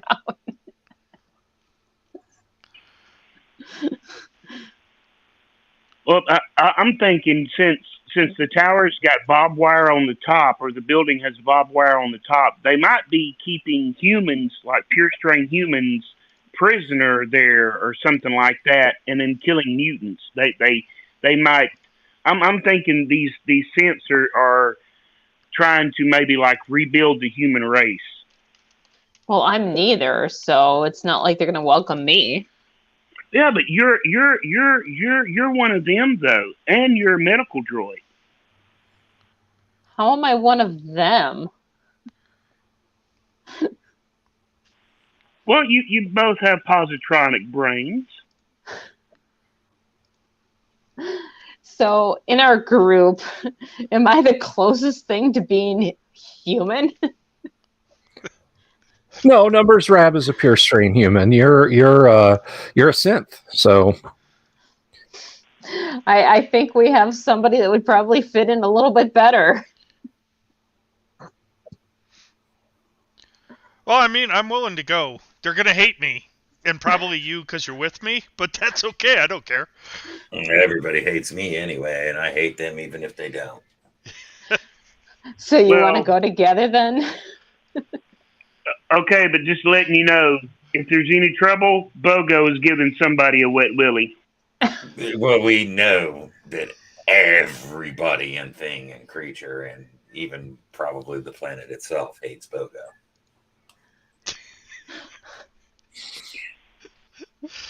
It's because he's so daggum adorable is what it is. That's definitely what it is. Let's roll.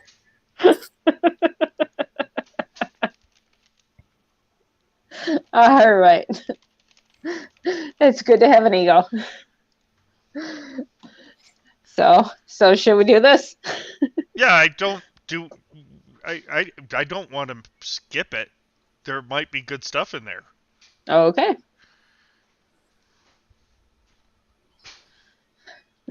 So I guess we'll carefully approach.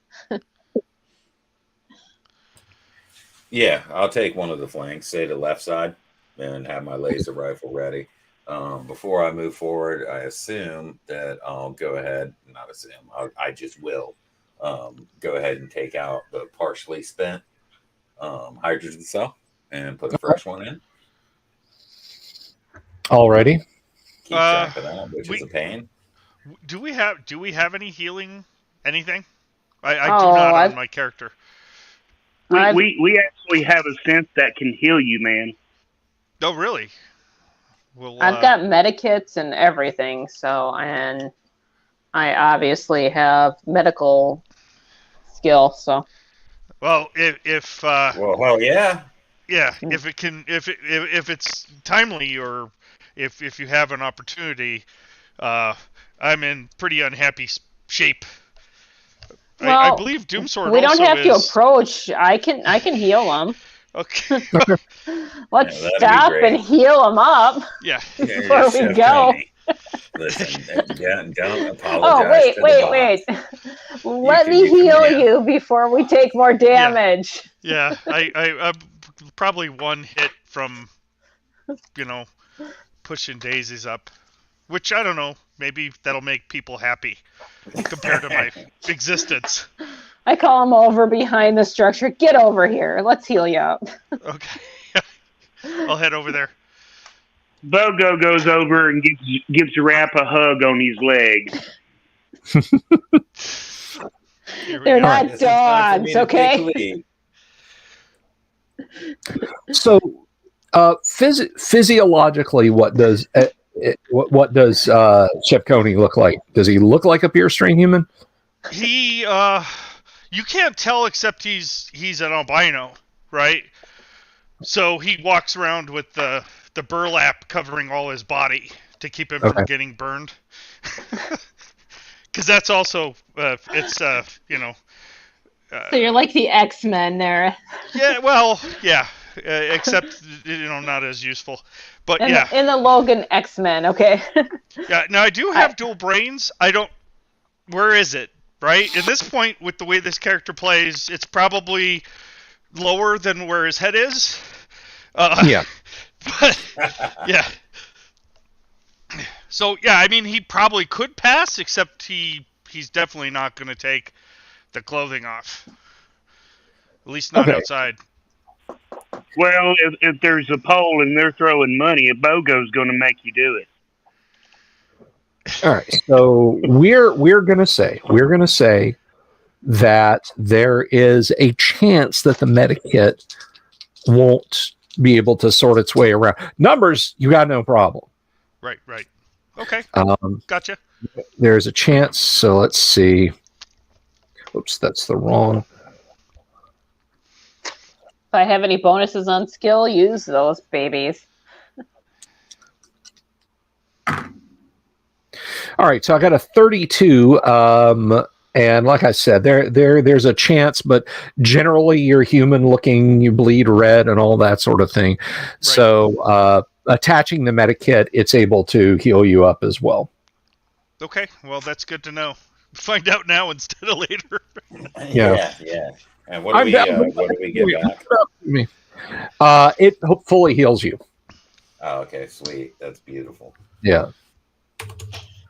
It's like the blue sphere or the berserk pack when you find it in Doom, it's just like Wong, all hit points back, although it takes it takes a while to, and you have to sit still while it's being done.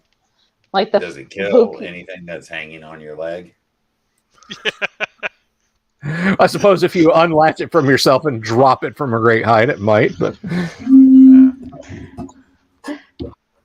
like the original LucasArts. When it was loading up games, you'd have like the star thing and the key, the music, the orchestra. Alrighty, so you've got a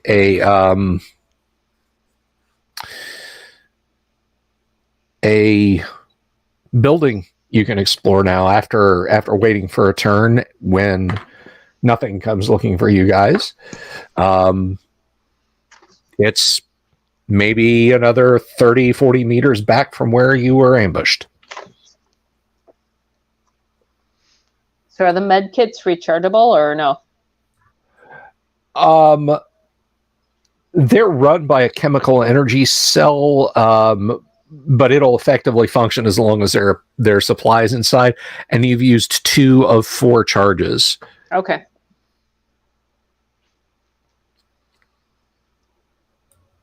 Good use. So to describe it, it is a portable unit, small enough to hang on a belt, allows even a novice to treat, to give himself or others major first aid and medical treatment. A small but sophisticated computer coupled with several microwave sensors analyzes and treats all manner of medical problems. It takes a blood sample, injects antidotes, antibiotics or antitoxins, sutures wounds. It gives verbal instructions on how to perform any operations beyond its capabilities, such as setting broken bones, and finally spray on an antiseptic dressing that promotes healing. Powered by a chemical energy cell, it will function about as long as there are supplies inside the unit. And there you have it, the medikit. All right, so basically I have 6 more healings before we have to resupply these things, so because I've got 2 of them. Well, I will try not to get hit. That would be advisable. Yeah, the odds that the medikit will work on Bogo are small. Kind of like his stature. Yeah. Yeah. Hold still, let me put this on you, and it just like it covers him up completely. The needle's as big as his finger. Yeah. So basically, I'm going to have to resort to old first aid with CPR, pumping his chest to try to save him. Two fingers, just hold it, Wet Willie first, then healing. Definitely Wet Willie first. Yeah. You go to give Bogo a shot, and he's just Bogo on a kebab. Damn straight. So basically, he's an infant. Is that how we're treating it? About that size, yeah. So he's little Gru. Little Gru. Okay, good to know. And level of development. A heavily armed infant, but yes, an infant. All right, Tasmanian Devil. There we go. All right, so what do, guys? Well, I'll ask. I'll look at the group and say, well, I mean, I'm willing to go with you. Do you want me to hang back, or are we just going to fight all these people, whoever they are? They're going to fight us either way. Okay. Do your worst. Is this worth a fight that we want? Do we know that there's anything pointful or useful to do behind this thing, really? Let me tell you something, Bot. See, us humans, we have this thing called emotion. And sometimes we let it lead us. Now, I understand that that's not something that you might be familiar with, but we are. Sometimes we go just to see what's in there, right? Right.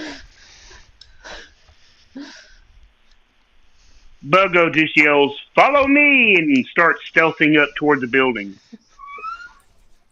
That's my point exactly. It's not always the smartest thing. But it's a Alrighty, I guess I'll have to patch you guys up. All right, good to know. Filed for future usage. We follow Bogo, I guess. What is stealthy? I'm not very good at that. I just stay on the left and cover him. Okay.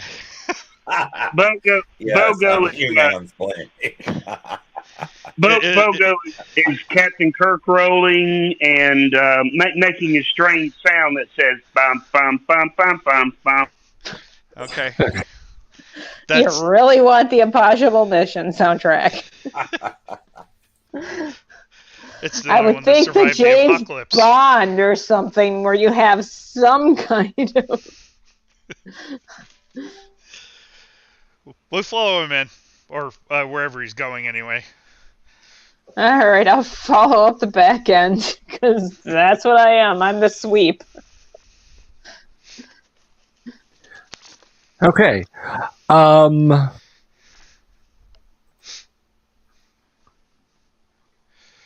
So the building has many boarded up windows. As you approach, you can see that at least a few of them are obviously smashed inward.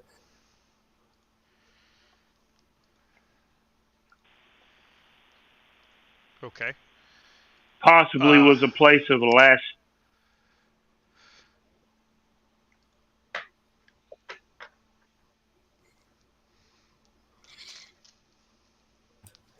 What? We lost Bogo. He'll be back to us. So what are the rest of you guys doing as you're approaching? Well, I just missed you all. Yeah, we were following him. Okay. All right. So Bogo approaches the window and approaches the building and looks up at one of the window sills, which is like a half meter off the ground, and says, "I cannot reach it. Lift me up, you must." Let's see. 1, 2, 3, 4, 5.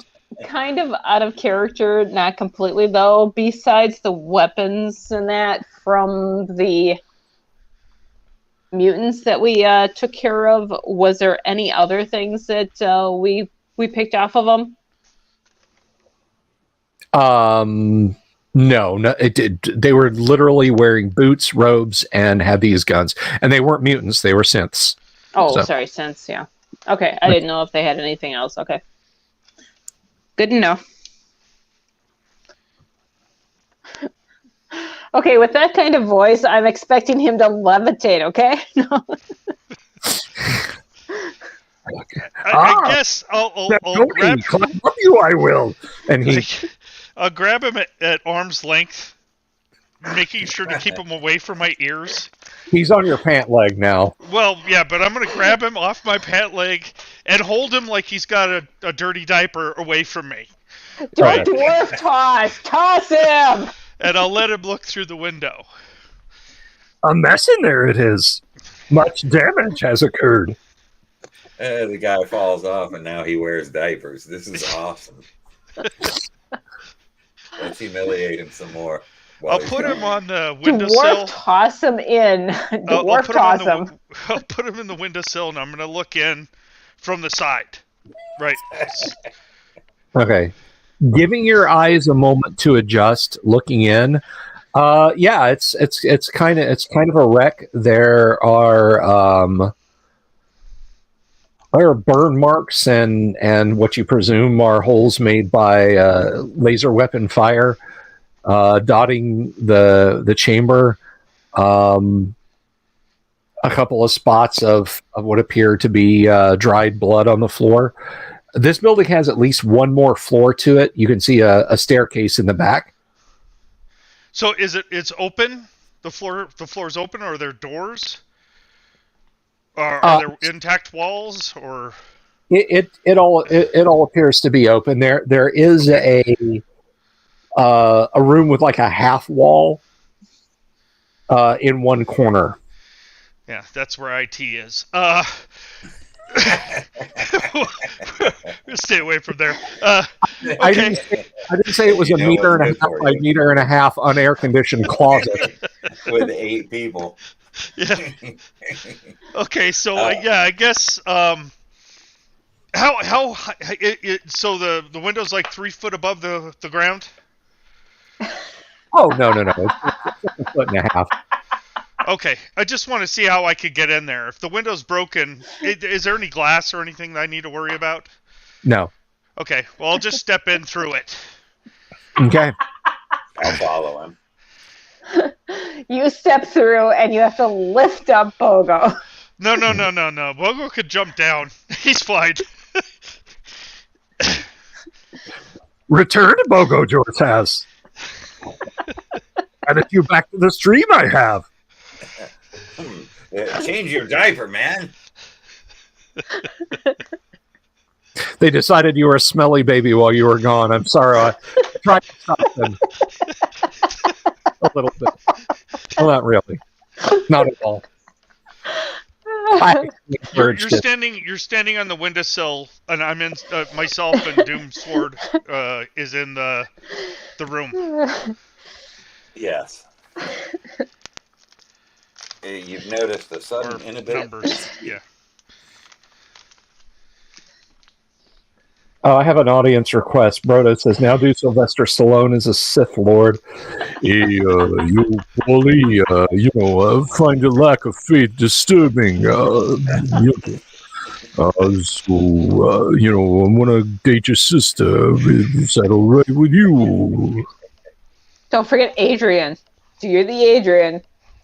Oh, yo, Adrian. I'm not a full member of the Jedi Council. All right. How about now? Okay. There we go. Okay, am I here? You are. You're here. Yes, you're here. And you become Baby New Year. I had to give the mouse powering the internet a couple of slices of cheese to get him to do his job. Ouch. So put a few grains of cocaine hydrochloride in his water bottle and shake it up. No, kids, don't do that. Never do that. That is not something that is endorsed by the Delver's Dungeon. Okay, so you're in the building. There's the stairs in the back. There's the half-walled corral off in one far corner. Yeah, think nothing of it, wave. Oh, you're my audience, do what I can. All right. So what do you guys want to do? And I should point out there is a lingering smell of death in here. It's kind of strong. Just like we like it. Yeah, normal actually. Yeah. Yeah, fan out. What do you think? Let's do a search, right? Yeah, Bogo will go over to the corral area to see if there's anything there. Okay. There is a low table here. There are a few plates dotted with molding food. Some knocked over containers. Chairs are knocked over. There's an empty box sitting on the floor next to it. What's in the box? Nothing. It's empty.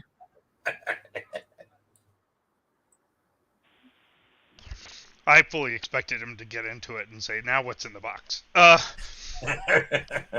We'll. Is the box big enough for me to get into? Yes. Of course it is. But Bogo will grab the box and start pulling it out behind me. Okay. You have this plastic container with no lid, and you're dragging it behind you. It's about 30 centimeters on a side. Bogo can just kind of hunker down in it. This is his new car seat. There you go. We'll strap it down to the roof, no problem. The stairwell, is it a straight stair, or does it have a landing? It goes up the landing and then turns. Okay. Is the ceiling intact between this floor and the floor above us? Yes. Okay. Great questions. Is there any lights in the hall or the stairs or anything like that? There is not. There are a few scraggly bits of wire hanging here and again from the ceiling, but you suspect that's from ages ago. Bogo turns and says, "See in the dark, I can. Scout, I will." Yeah, I think a couple of you guys have IR goggles, don't you? I do. Okay. Yeah, does. I have old school infravision, baby. You got that D&D infravision going, yeah. I only have heightened taste, which doesn't seem to help in this situation. If any enemies try to ambush you right in your mouth, then you'll know. Absolutely. This tastes bad. If George farts, maybe you know what he had for lunch. I'm probably the least useful in this case. I've got a bad taste about this, guys. Yeah, no shit. Exactly. He's like a cat. He's breathing heavy to try to determine if there's something wrong. Yeah, I always use my nose. Keep my mouth quite shut. Well, George, you want to make your way up this staircase? I'll go with you. Yeah, let's go. We will. I'll take out my vibroblade, just in case. Yeah, I got my rifle ready, you know. I've got my stun gun going this time.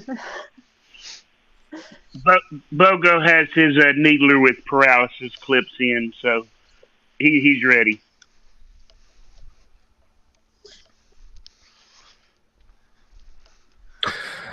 Alrighty.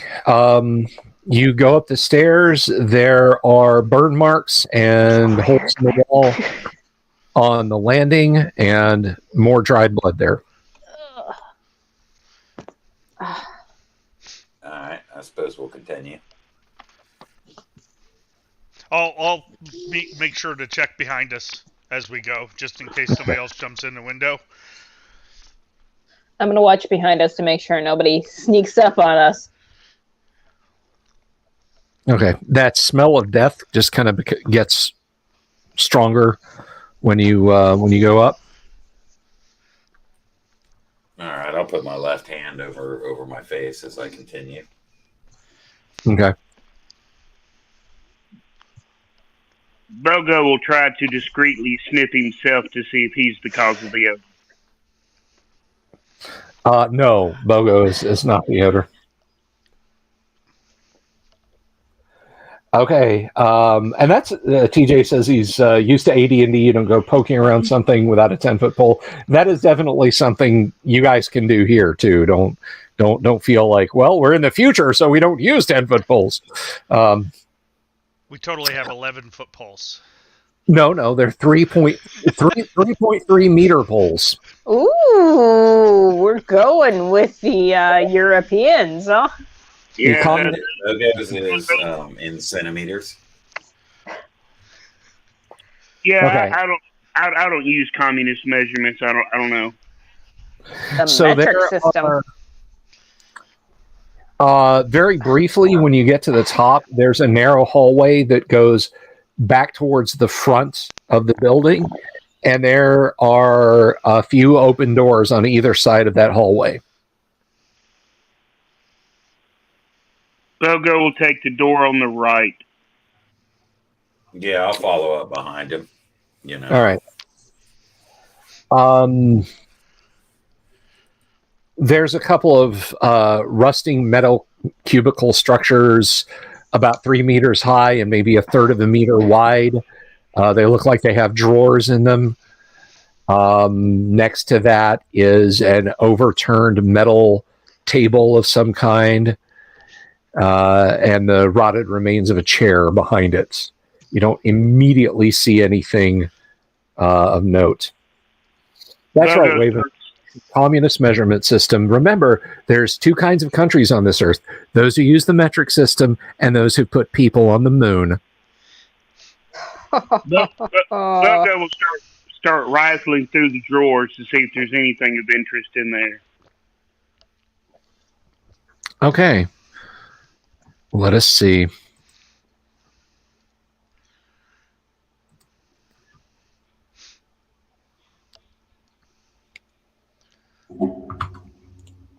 Let me see here.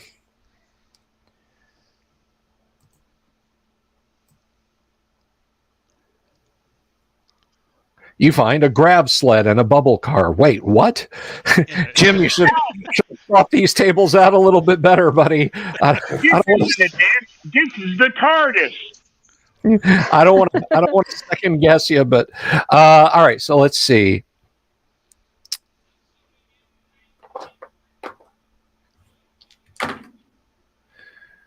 You find a flat object. It is about 3 centimeters thick and maybe 10 centimeters on a side. It has kind of a grayish surface to the front of it, and there are small buttons underneath it. And there is something kind of rubbed out of it, but you can very faintly make out the words "portable entertainment." Bogo will. I can use my heightened intelligence to roll to see if he can figure out what this is. Right? That is correct. Why don't you go ahead and give me a D10 roll? A D10 He or a doesn't D10? get it. A D10. Okay. If he doesn't get it, I'm taking it from him, and I'm going to say, "This is how you use it." I rolled a 2 minus 2, so a 0. Okay, I take it from him. I'm like, no. No. Bogo, you're doing fine, Bogo. So yeah, you immediately recognize this is you've heard of these things. It doesn't have any obvious power to it, but it is what was called a portable television, and the controls somehow, and you'll have to make rolls to go through that. But it doesn't have a power source.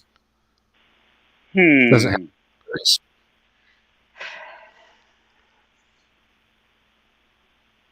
I just look at him and shake my head.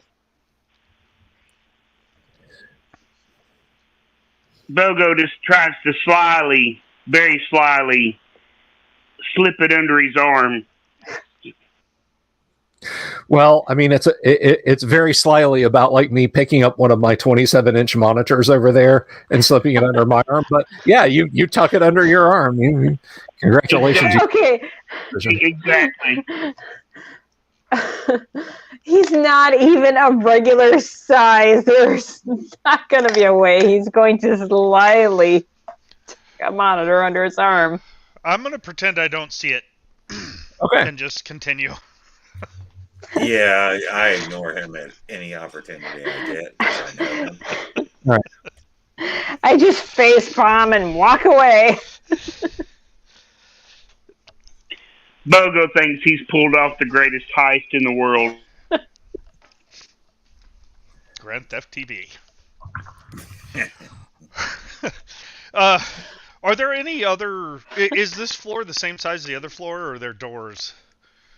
There are no doors. There are the open rooms, and I should point out that at the end of the hallway, there's a door there, Well, there's an opening there that looks like it had a door that is mostly bashed off the hinges.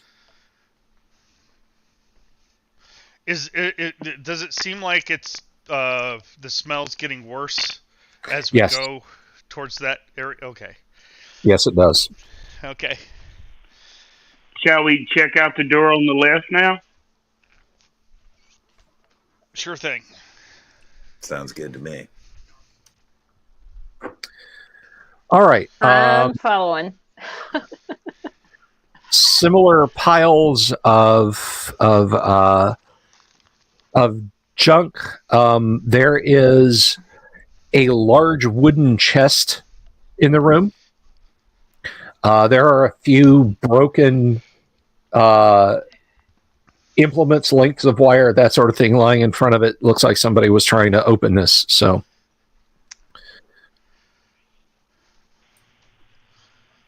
Bogo will try to open the chest. well, it's locked. Is it reasonable to cut through that with a vibroblade? Oh yeah, a vibroblade. You could probably slice through the Knock hasp. the lock off. Yeah. Yeah. Yeah, well, I'll pull my vibroblade if Bogo's not going to. All right. Yeah, and I'll attempt to cut the lock. Okay.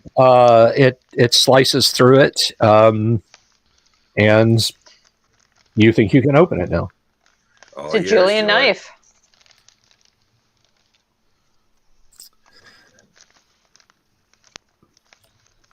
George, you- man, you gonna open that thing? Oh yeah, but Bogo opens up the chest. Okay. Surprised he waited.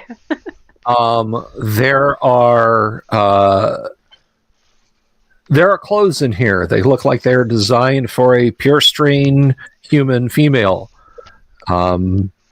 They appear to be in pretty good shape. They're all dresses and skirts and that sort of thing. Bogo pulls one out and takes it over to 4077 and holds it up to her. I'm pretty sure it would fit me.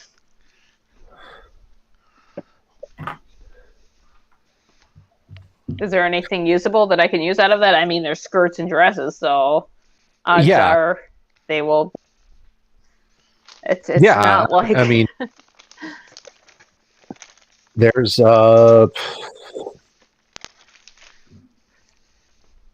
there are a dozen women's dresses in here.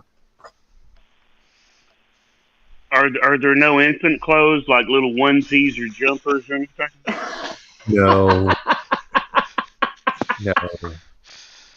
Well, a skirt Nothing could that actually be a poncho for you, probably. Nothing that says "Mama's a little monster" or anything like that. Sorry, nothing like that. we might be able to convert a shirt to like a dress if we like take one of the belts and wrap it around you, but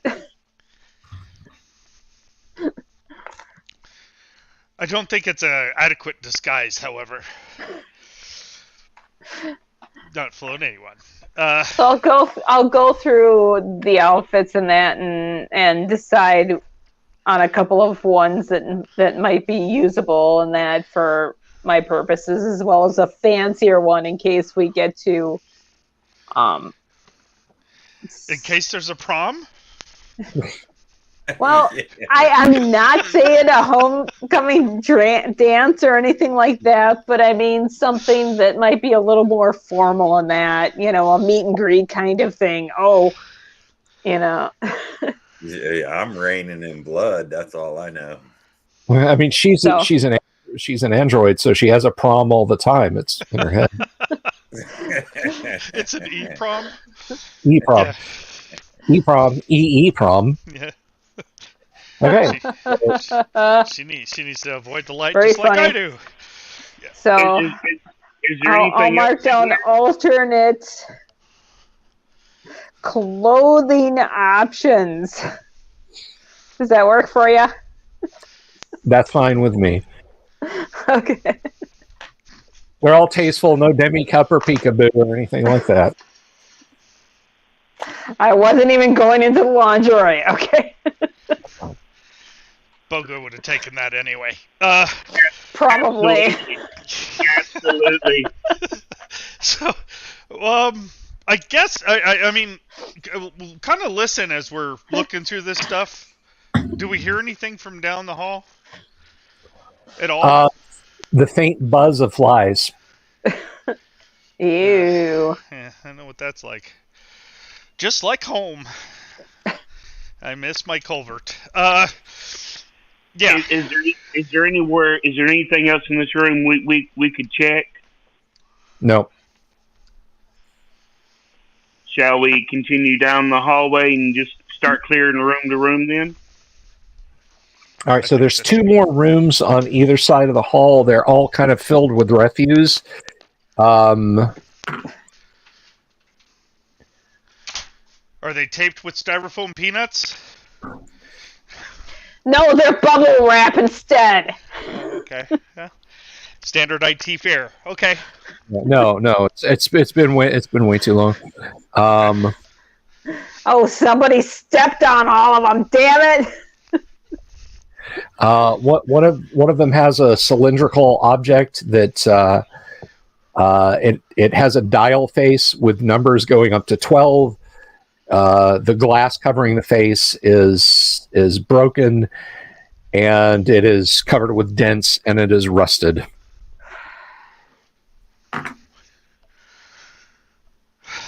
Poor Flavor Flav. Yeah, I guess we'll go to the end of the hallway. Okay. I just Bogo once again is going to try to be sly and take that rusted cylinder. Bogo is now carrying a poor condition clock and a portable television. And a television. Yeah. Yeah. It is Flavor Flav reborn. Okay. Sitting in another room, you guys recognize this. They're rare, but you've seen them. There is a very poor condition bicycle, tires flat and rotted, and the frame is bent.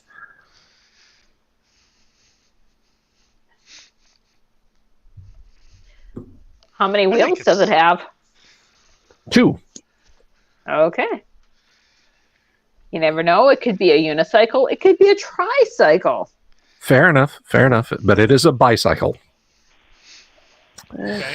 Well, Does it have one or two seats?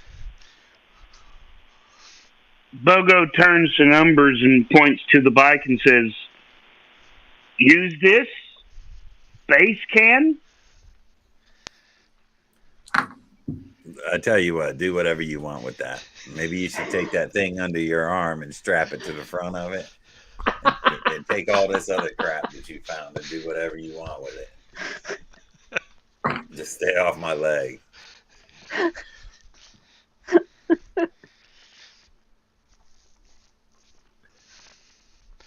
Okay, so the last thing of note before you get to this room, there's a large boxy electronic device. You're not sure what it does. There's a few scraps of paper laying around it, and on it, it is about 1.5 meters tall, about a third of a meter on a side, and there is a panel on top of it that is covered with letters and numbers. I'm looking at the paper around it. It's all blank. Ugh. Sorry. I was hoping it was an instruction manual, but hey. Can Bubba roll up? Can Bogo roll to see? I was having traveler flashbacks. Your characters are the same. Right. I'm pretty. They all start with B. Yeah, you're Robert De Niro. All right, give me a D. Give me a D. Robert De Niro. A 7 total. Yeah, you're not sure what this thing is. I mean, you could stand. It doesn't have a power source, so trying to sort it out is gonna take a while. Right. Does it look like a connection that might fit into the whatever he's carrying under his arms? No. Nope. Do any of the key the numbers and letters that are on it, are they buttons or are they just They're like a flat. They have a slight like there's a bubble underneath them, but it's a membrane touchpad type thing. It's a giant Timex Sinclair. Okay. Yeah, I mean, does it look like any of the numbers or letters are worn more than the others, or it's been so long it doesn't matter? No, it's been so long it doesn't matter. Okay. Does there have any openings or anything in this? You do actually notice it looks like in the bottom, it looks like it has a drawer, and it looks like the top might hinge open. Is there a button that seems to maybe trigger this hinge? Nope. There's an inside place where it looks like you could pick it up and lift. Let's do that. All right. There is a underneath it. It practically springs out of your hands when you start to lift it, but there is a flat, dusty glass panel there, and you can see very complicated mechanism through the glass panel. I'm so glad there's no power. Yeah, okay. What's the mechanism underneath the glass panel? What's underneath the glass panel? Like I said, just some kind of mechanisms, parts of this thing. You're not sure. Is it gears? Is it? There's a metal rod. There's a long black object that is the entire width of the glass pane. It's about midway across. Do they seem to interact with each other, or is there something You have no idea. that? Well, I mean, you know what? You've got a pretty high end. Give me a D10 roll. Okay, let me get a 10. All right. 8. Yeah, that portion of your memory is not exact. You're like, that's it just doesn't come to you. Bummer.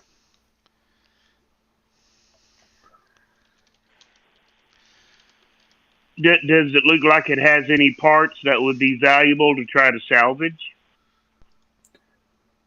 Well, I mean, you don't know, maybe. You could try to break it. It's glass.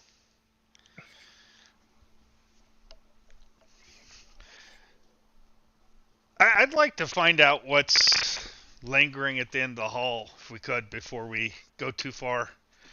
Just in case we need to exit early.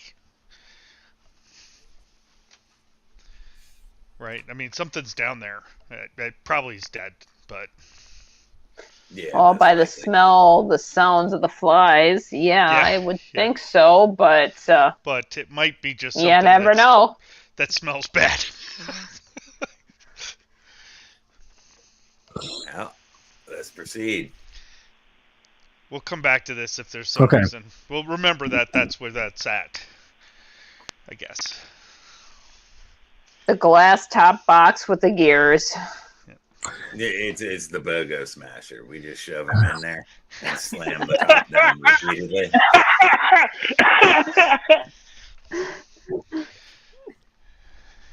All right, so this room that you're in, it looks like it is the entire width of the building. What its original function was, you don't know.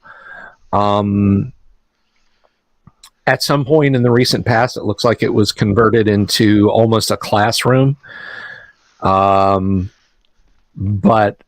that function, it's kind of been blasphemed against, because spread out on the floor before you are the bodies of dead women and children, and there are a few adult males there. They've been dead maybe a week. Some of the women are clutching the bodies of the children. The door has obviously been broken in from the outside, and the slain look like they were all executed with a single laser shot to the head each. But the bodies of the men are fairly hacked and shot up, like they put up a fight. One corner of the room, like I said, there are some wooden and plastic toys on the floor. There are pallets for sleeping here. The only other thing of note here, other than the smell, is the on the table there are a few more of the bits of paper that look like they've been drawn on or colored on. Do they all seem to be pure human? Yeah, at a glance, they look like they're all pure strain human. Well, let's check out the pages with the drawings and such. It all looks like children's drawings. Just kind of, depicting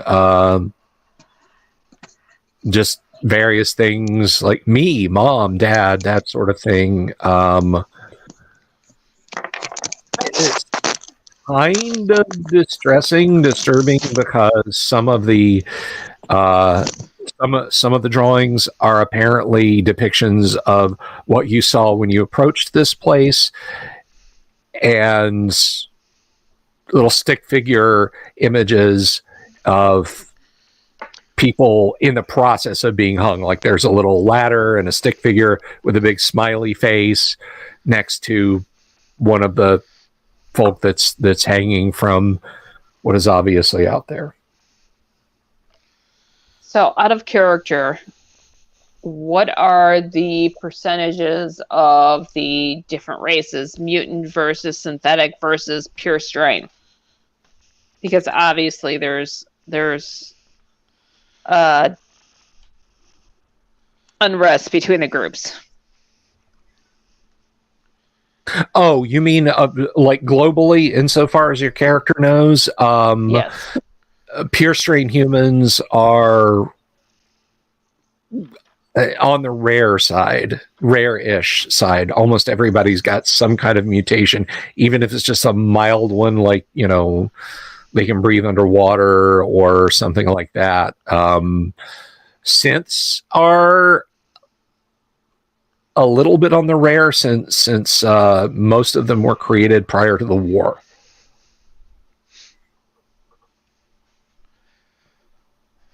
All right. Thank you. So, vibroblades as well, or mostly lasers?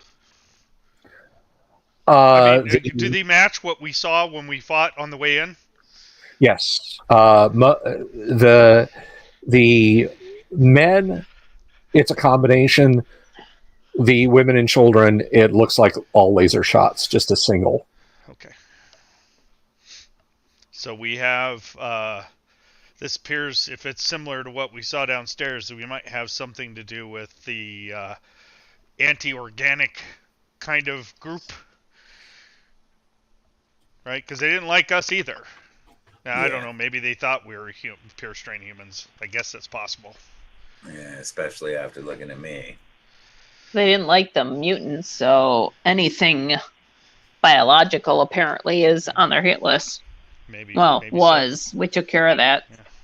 Bogo reminds Numbers of the last sense we ran into that also was trying to kill all life form. Yeah, and there's a bunch of that here. It's a tough world, tough times. Every biological life form is basically on my hit list, so I get it. Could there be a controlling force that's sending out these squads of synths to wipe out life? Yeah, that's a thought. Maybe you should get up close and personal to one again and ask it.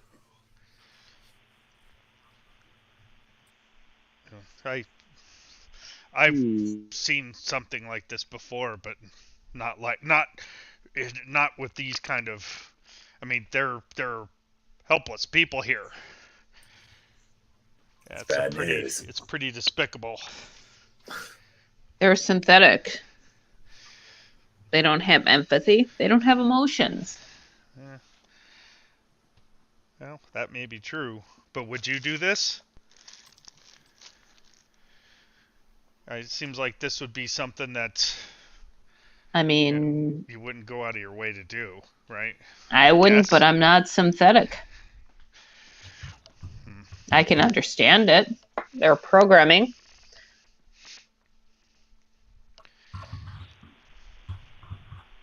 Bogo suggests maybe we should bury these bodies. I'll cover you. Are there other buildings outside nearby? Right, we had the I don't know what that was. The body is this of a vehicle. Is this the last room of this building, or do we have more to explore? No, this is the last room, as far as you know. Okay. When we came in, was it dirt? Was it, roadway, asphalt kind of stuff? What was it? The way leading into one more time, I'll get it, I promise. The way leading into town was a dirt track. Okay. So, how close are the next? Are there other buildings nearby, or is this like kind of isolated on its own? No, there are a few buildings nearby. This is the most intact. The rest are like missing a wall, obviously missing a roof, that sort of thing. Okay. Does this seem to be like what would be the living quarter kind of thing of the buildings? Probably. It looks like this was used as a living quarter. Now, I'm just worried that maybe there's some other stuff still out there. There could be. There could be transportation, whatever. So yeah, there could be more of these synthetics out there hiding for all we know. So we have to be cognitive of that.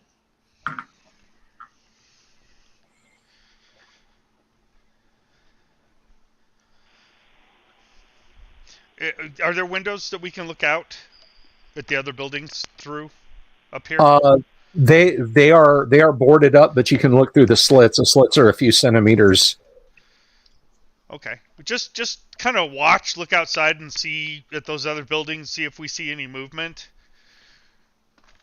Just try to see if there's activity at all, or if it seems pretty quiet.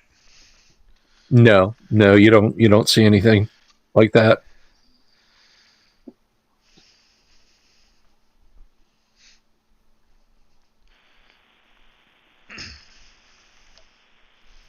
Yeah. Oh, I think there's a pretty big problem. I don't know. Do we want to try to figure out who's doing this? We really don't have any leads, right? It's the sense that's doing it. It looks like Bogo thinks that the pure strains are the ones that killed the mutants, and then the sense came in and killed the pure strains.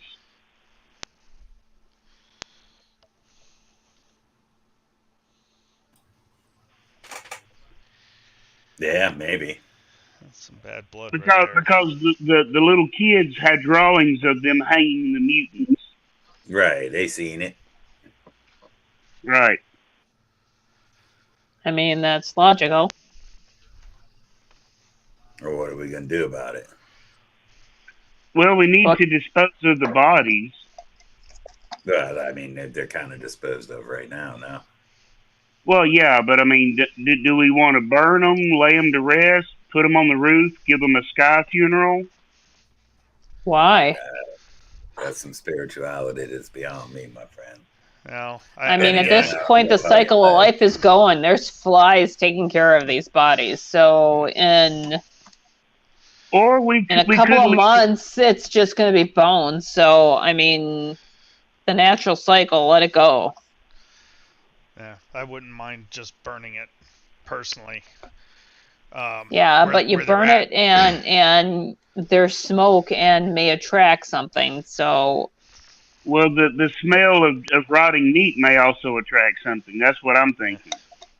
And it attracted us. Yes, it did. And I think Chef Coney usually means when he says burn it, I think he means burn it all. Yeah, I mean, burn it all. Burn this place. And we'll go to the next place. okay, that's going to be like a massive red flag. Oh, wait a second. What's that smoke in the distance for miles? We really don't have any way to find out where these people might have went, right? They're gone. No. So, Or where they came from. This probably was some type of settlement. right. I mean, I if nobody's gonna argue against it, I mean, if you want me not to do it, I have pyrokinesis. I can burn this room, right? Just to cleanse it of disease and disgusting. But yeah, Well, it's likely if you can contain it and it's going to be small and not like set the entire building off, that's fine. Yeah, I don't think It's just we don't want to attract anything from a distance. Oh, wait a second. There's something going on here. You better check it out. Light it up, Chef. I'm out.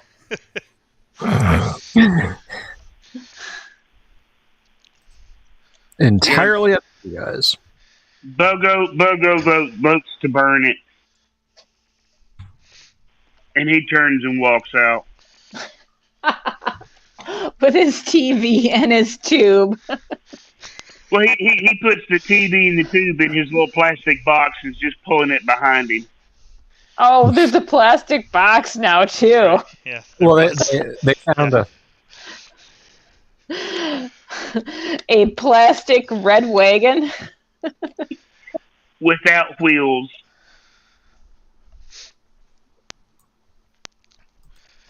Well, if unless everybody leaves, I'm not going to burn it. But I prefer to burn this place, and we'll just leave.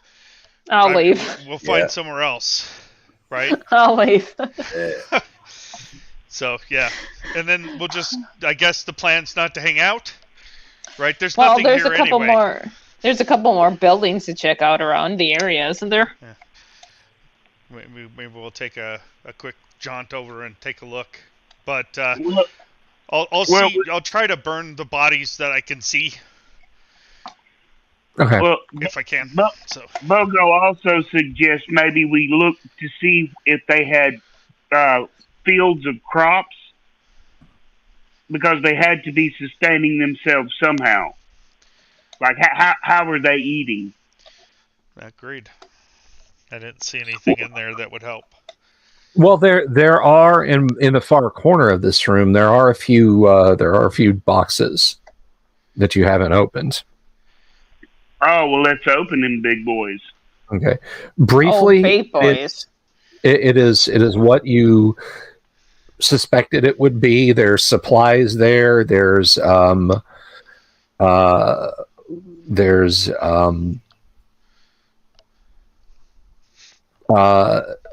the canned food. That's what I was trying to think of. There's canned foods. There's dried fruit. There's that sort of thing.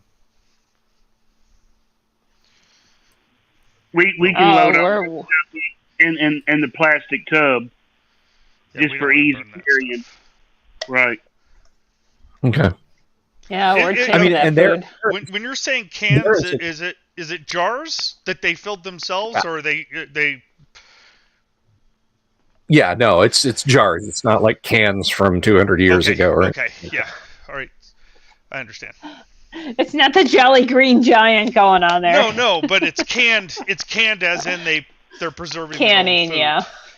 So Jellies, jams. So either there's an orchard for the fruits and stuff, but for the vegetables and stuff, they had to have grown it nearby, or maybe Well- traded. There could be other places we could check out.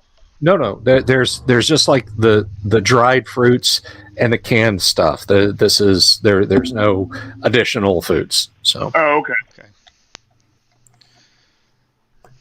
No. and it's all it's all labeled. There's just various kinds of canned fruits and vegetables and some dried meats and so on. So we have tomatoes that we can make spaghetti sauce if we want. Sure. Yeah, we'll definitely take the food. Yeah, we don't want to burn that. Yeah. When we Yeah. move between the buildings and that, looking around to see if they had fields that they were planting and they've harvested and that sort of thing that they've canned the food in type of, if there might be There's seeds or something that they're planning on replanting to continue the cycle. There's nothing like that here. Okay. So they've had to have traded somehow then. Right. Maybe. So there's got to be another community. Well, and there's got to be some kind of a transportation between the two of them to Have we move heard? this amount. Have we heard anything about this place? I mean, is it a known big population center? No. You are many dozens of kilometers away from Outpost 76 in a direction that you're trading from the western zones does not usually come from. So Okay. All right. So really, no, we don't have any intel.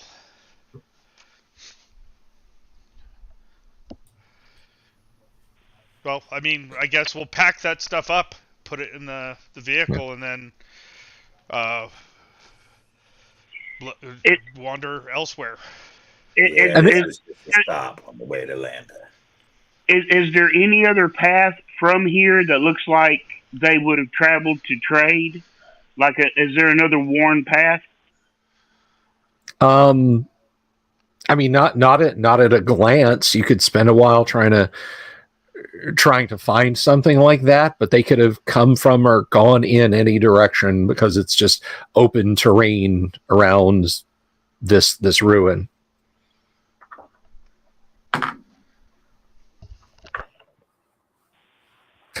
And Kevin, is Shevkoni going to cremate these bodies? I'm gonna, if I can, I'm gonna try to burn them. Yes, and then escape as quickly as I can. Okay. So is it brick and cement, or is it wood, or the building, the structure itself? It seems to be alloy brick, cement. Okay. All right. That's fine. All right.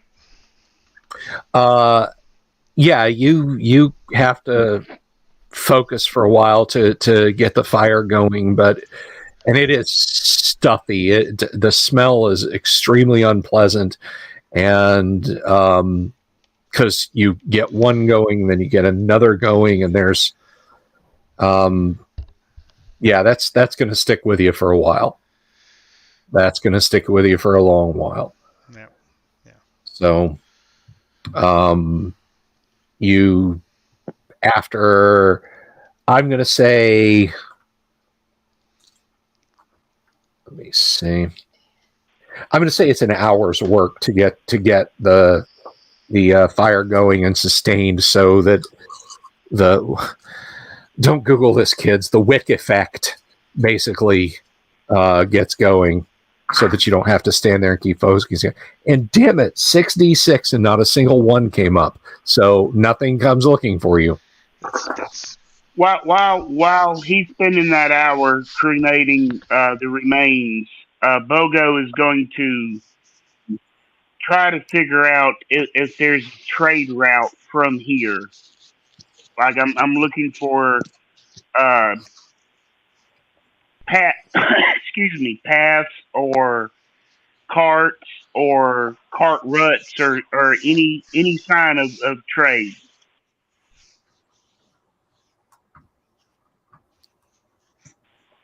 Does that make sense? Yes, it does.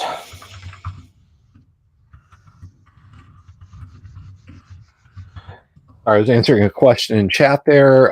Wave of Mutilation asks, can a pyrokinetic subdue flames? Control over flame would be more useful than just generating fires. By the book, it's just the ability to cause living matter or anything that is reasonably flammable, such as wood or plastic, to suffer heat damage and eventually burst into flame. That's it. It's not pyrokinesis in the best of senses. It's more like Stephen King's Firestarter. Right. Yep. So looking for paths and so on, Bogo, give me a percentile. Okay. Yeah. The green dice have been good to me, so I'm going to keep using them. 45. No. Nope. I'm gonna just look around and make like a mental note of how many buildings we have around the area and what the probable use is, just looking at a distance that they might contain or be without getting too close. Okay. There nothing here clustered around this building seems to indicate like that its original design was for living, but it's kind of hard to tell because so many of them are collapsed or missing their walls or ceiling or whatever. But you would gander that these were all kind of commercial structures. Are there any of them that have like large doors that might indicate vehicles were stored in within? Well, let's see.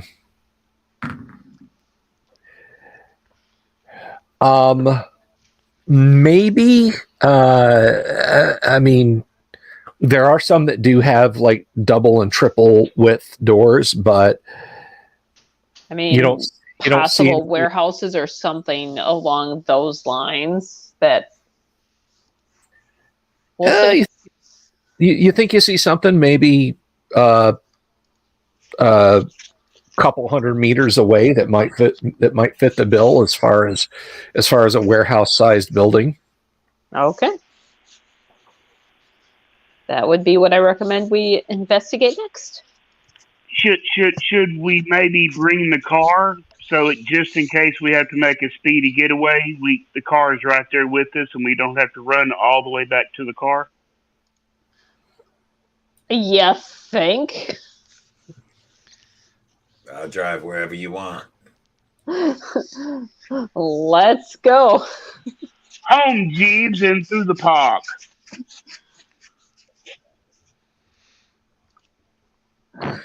All right. You kind of negotiate your way through the rubble. You get over there, and it looks like at a glance that some part of that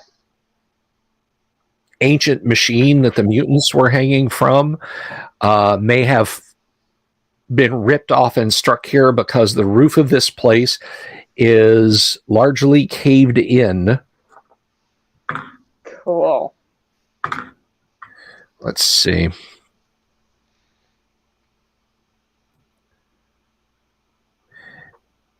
And while you are looking around and about it, I've got my needler out in case we have another sniper.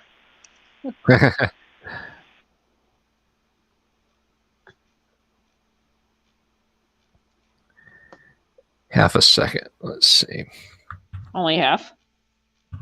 Yeah, I just need. That's efficient. I pride myself on it.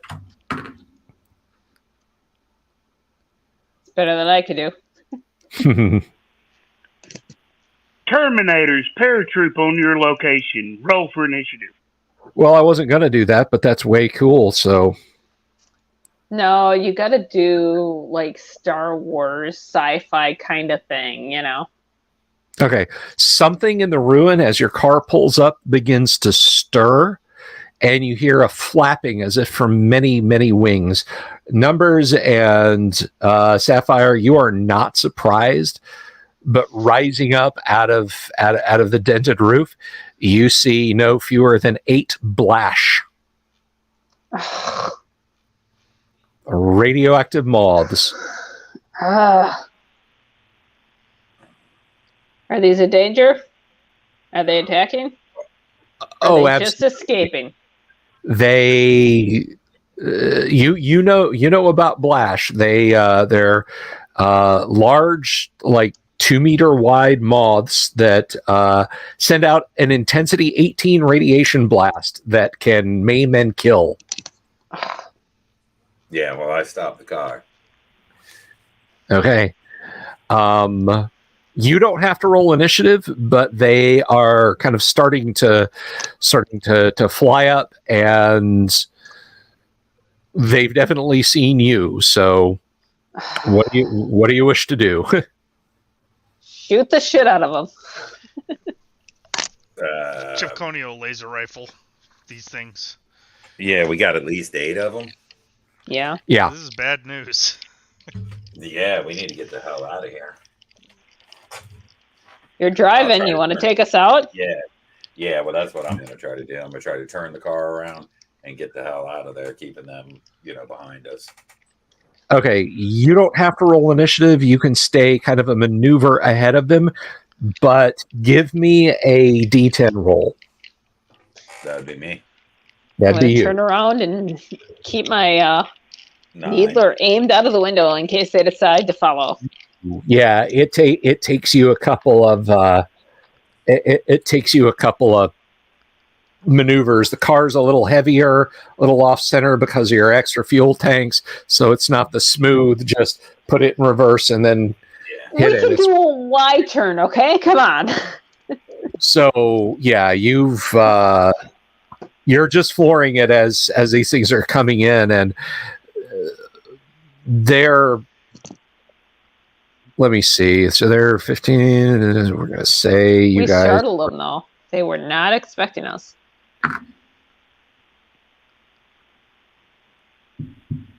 So they've closed up the distance by about a quarter when you floor it. So you can stay ahead of them, but they'll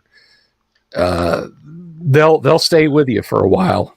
Oh, I'm gonna fire at them when we're retreating out the window. Okay. Anybody else? Maybe try to detour them. Yeah, I'll do the same. No, okay. I'm just trying to keep the car steady, knowing that they're firing. Okay. Is Bogo doing anything? Bogo is cheering Number Zone to go faster. Okay, both of you guys give me a 2-hit roll. All right. 17. 17's going to hit. These things have a really low armor class. Let me see. So they are. I got to see here. Let's see.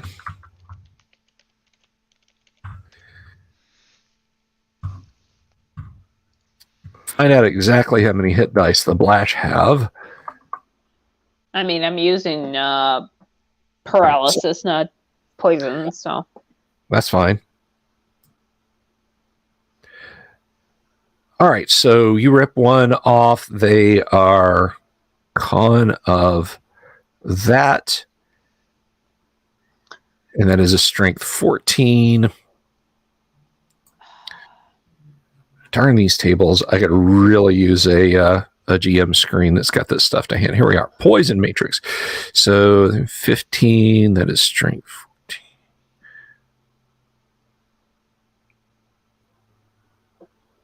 Okay, well, one of them plummets out of the sky, lands on the ground. Go ahead and roll your 2-hit there, Chef Coney. Yeah, I got a 4. So. Okay, yeah, cars bouncing up and down. Exactly. I haven't adjusted. Okay, well, they can only fly so fast, and Numbers, you can go at least twice that, so eventually you guys do leave them in the dust. And you find your way back out to the sort of open track that you were following. Again, it's not much of a road anymore, but you make it on up the street. So we will go ahead and pause there as you guys drive on to the next. And I want to thank all of my players. I want to thank everybody in the chat tonight. It was loads of fun. I hope I did a good impression for you there, Wave. Hope you appreciated that. I do the voices sometimes. Hey, what can I tell you? But anyway, so everyone, I will be back on Monday. We will do more dissection, post-mortem, pick through the ruins and wreckage of Unearthed Arcana. This weekend, we'll have a couple of short videos from me. More unboxing of the Dice Advent Calendar. So keep an eye out for those. And those will be pre-recorded. I won't be live streaming them. Too much temptation to sit here for hours and gab with you guys. But anyway, everyone have a lovely evening, and I'll see y'all on the flip side. Peace out, everybody. Bye-bye.